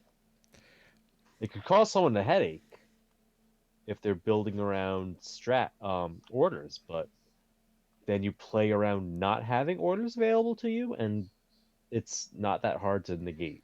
Yeah. Unless you're really all in. But also, like, half the orders, like charge orders, I think are the most common orders to automatically succeed from some special rule or stratagem somewhere. And I believe you pick strats after you reveal lists. It's yes. after you know the missions. It has to be after you reveal lists. So it's like, oh, you have marks of conquest. All right, looks like I'm gonna take, the Great Crusade Titan one that lets you automatically pass charges. Cool. Not marks of conquest. This one, the Cacophony. So by charging Titan's still gonna charge you anyway. Yeah. It's just easy to counterplay. I would say, if you're taking the etheric conduit for whatever reason, that is your jam, that's what you want. Malicious Cacophony almost feels like you need to spend the extra 20 because I need to actually give you minuses. I need that to affect this. Okay. If you're taking Preternatural Grace, I understand why they paired it with it. I think now we're spending a little bit much. Thing. Yeah, exactly. But now you're spending more points, but you're more likely to be in range of them and out of range of your own guys. If you are wanting to mess with people's commands, I think the way you go is with their conduit and malicious cacophony. You are going to affect them. Yes, they do have some plays around it, or they could just not give orders. But I think that, and then again, maybe a Legio that affects orders as well. Now I can actually deny you things and realistically actually deny it. So then it doesn't actually feel bad. Then it feels like you actually have something that you're doing. So in that case, yeah, I think it actually could be very, very good. Whether or not that's what you should be playing for is another issue entirely. I think that might be too hard at one particular idea. But I mean, if you notice dealing with things that people do in orders, if stuff like that is your issue, here's a great way to counter it. Here's something you can really do. Yeah, if Knight households are giving you a hard time, Yeah. just get up in their business with this. Yeah, because at least the -2 is at least 12 inches. So if they're looking to charge, you can at least put a -2 on them. That is potentially making a difference. That really is. And it's a -1 when they go to take their shaken banner syndrome test. Yep. And if you're Which within the 6, helps. it's another -1 because that's the other the stack. So yeah, if you have a lot of knights in your meta, it definitely has some play. That's true. Yeah. They need to be doing knights and they need to be doing orders. If you see those things that are occurring, yeah, you could have a lot of fun with this. All right, that, at least for tonight, that's all that she wrote with all of this. We are just almost literally 1 minute shy of 3 hours to do this. 1 minute. Yeah, I absolutely thought it would take so much less time. There was a lot in there, though. There was a whole lot of the secondaries. There's a lot to get through. And there's a lot of heresy to talk about at the start. That is true. Yeah. Yeah. We'll make sure the next time we do a Titanicus themed episode that we go over that narrative mission and all that they put out. Honestly, I think with all the heresy news and everything that's been going on, and to some extent, at least on my part, the few games that I've been playing lately, it completely slipped my mind that they even came out with that. All right, I think that'll do it for us for tonight here, just as we're about to crest the 3-hour mark. And that'll do it for us this week. As always, I'd like to thank anyone and everyone for listening. You can catch us on any podcatcher app that you use, and you can also catch us putting this up on our YouTube channel. The hope is now that we have Heresy coming out shortly is to start getting some more videos out there. I'm working on getting some equipment, even just to do something rough to begin with and then something better as we go along. To help us out, if you have any questions, you can pass that along to trainkickersnj@gmail.com. If you like what you hear, we're always looking for reviews on, say, iTunes. That's one of the best spots to put them. Or likes and subscribes on our YouTube channel. All of that really helps us out and helps us to be able to put out more content. For next week, now we're hopefully back onto a normal schedule for ourselves now that some issues and difficulties we had are past. I'm not sure exactly what the discussion will be next week. Most likely, it might be a little bit of heresy. We might, what would be useful is maybe try to finish out this Traitor book next week, so that way when Heresy drops the week after, we have some availability there to really start our deep dive into that. Once we go through that bit, though, we're absolutely going to start going through the Loyalist book, and I would hope within the next couple of weeks that we start making some recordings on that. We might be able to do those as the normal episodes, and then some shorter stuff on the Heresy things. On behalf of everyone here, have some good hobbying and some great gaming.